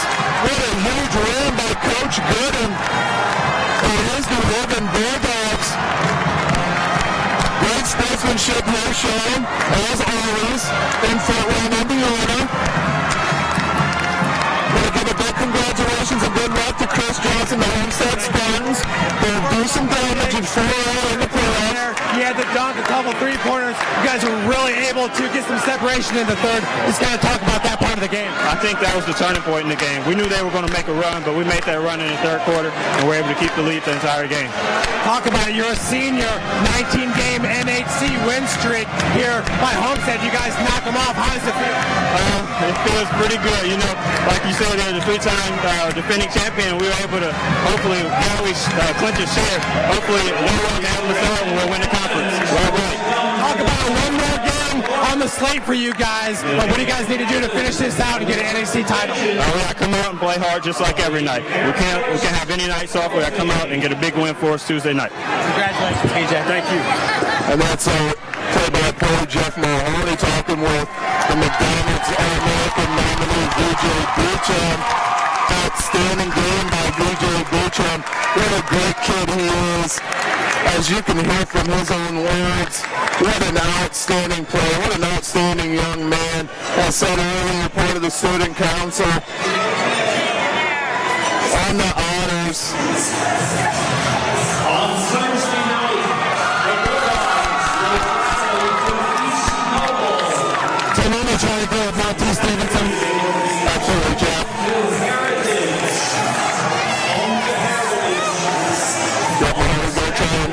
Trying to find Monty Stevenson, who had a great game. I think he got about 8 points, as Jeff has the numbers on the points, but he had 5 rebounds, 3 assists, and 4 steals as the point guard, Monty Stevenson. What an unbelievable game by your team. You know, you guys lost 3 straight, and then you lost to DeKalb. That was 4 losses. Some people had written you off, but here knocking off Homestead 19-game NAC win streak. How do you feel about your team's performance? We're good. You know, we went through a 3-game losing streak, but we got a good team. You know, we played some top quality teams, you know, down there in Indianapolis. You know, DeKalb beat us. Yeah, they beat us. That's all right. But we had a good shot at the end of the game to win. I think they're coming around nicely. They kept playing hard together as a team, and that's what's getting us through. Early on in the season, McElveen coming off the bench and now inserted in the starting lineup. Just talk about the chemistry of this team heading in the postseason. Steve been doing a good job. Lacey got hurt, so that's why Steve starting. You know, Steve been doing a good job while he fit in there. And then Lacey coming off the bench is doing a great job for, you know, our team is working as a team. We'll talk about it. One more game left in conference to secure an NHC title. What do you guys need to do from here on out? We need to sit down and play our defense. That's our way. We're not going to change nothing. We'll change nothing. We need to sit down and play defense all the way through. Congratulations, Coach. Thank you. There's Jeff Mahoney with Monte Stevenson. Sorry we couldn't get the video on that. A little bit of madhouse in here as the crowd's super excited with the New Haven win. As Jeff said, just one win away from the NHC crown, which will be huge for the New Haven Bulldogs, who have struggled in years past. I have quite a few family members from the New Haven area that went to New Haven High School, and it is outstanding and intense the amount of pleasure and enjoyment they get out of this New Haven Bulldog team. It's almost the enjoyment that they get. It's their team. It's their squad. New Haven did a great, outstanding job tonight to beat and take down that streak for Homestead Spartans.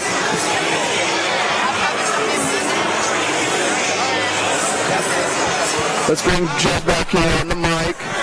Tim, I hope you got both those interviews. First one was from VJ Beecham, speaks for itself, and Coach Al Gooden. You know, Al Gooden he's been through this so many times.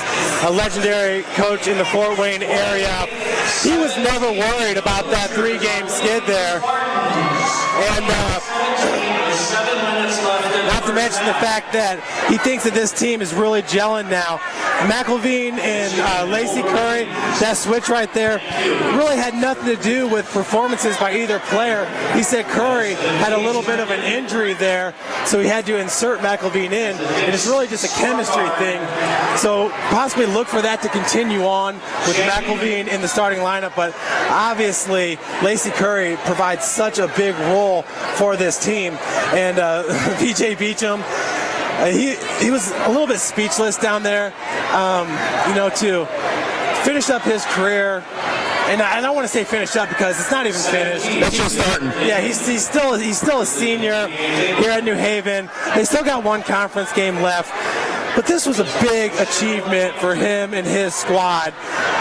Not to say that they haven't achieved success in the past, but this kind of took him to the next step, and he was extremely thrilled, as you can see after the game with all the players down there on the court. Jubilation throughout. This game started off with excitement and finished the exact same way. Armstrong Arena, New Haven High School. Wow, a fantastic job, and what a show. Yeah, as I said, as you were down there getting the interviews in between there, this New Haven family, you can see people out here that probably haven't been in this gym for 10 years that went to high school here. They made it a point to get out to this game. This town of New Haven, us Fort Wayners consider it part of Fort Wayne, but this New Haven High School Bulldog team, this is their team. This is their family. They are super excited and will come out to support New Haven no matter what, whether it be football, baseball, basketball. Great fans here in the town of New Haven, Indiana. Tim, New Haven improves its record to 11-4 overall, 5-1 in the NHC. Homestead drops to 14-4 overall, 5-1 in the NHC. So there's a tie atop. Of course, New Haven getting the tiebreaker with tonight's win. But up next for Homestead, they will be at Norwell February the 7th, then finish up at home with Snyder, Northrop, and then at Northside. That is quite the slate right there, excuse me. And then New Haven, they're going to be at East Noble. So I don't want to call it a trap game. East Noble is, I believe, winless in the NHC at 0-5 and a 2-13 overall record, but they still got to finish business, and Coach Gooden understands that. And obviously, he's been to the state championship game with Harding, won the state championship. He knows what it takes. He was as cool as it could be. Jubilation throughout. Coach Gooden, as cool as the other side of the pillow, to steal a line from Stu Scott. But at East Noble to host Heritage, at Canterbury to host Concordia, and then at Bluffton. Tim, those last two games are games you want to go to. Come here to Armstrong Arena to see the Bulldogs take on the Cadets and travel to Bluffton. You want to talk about facilities? Wait till you see Bluffton's facilities. Yeah, I really appreciate it and give a thanks to everybody that tuned in to us tonight.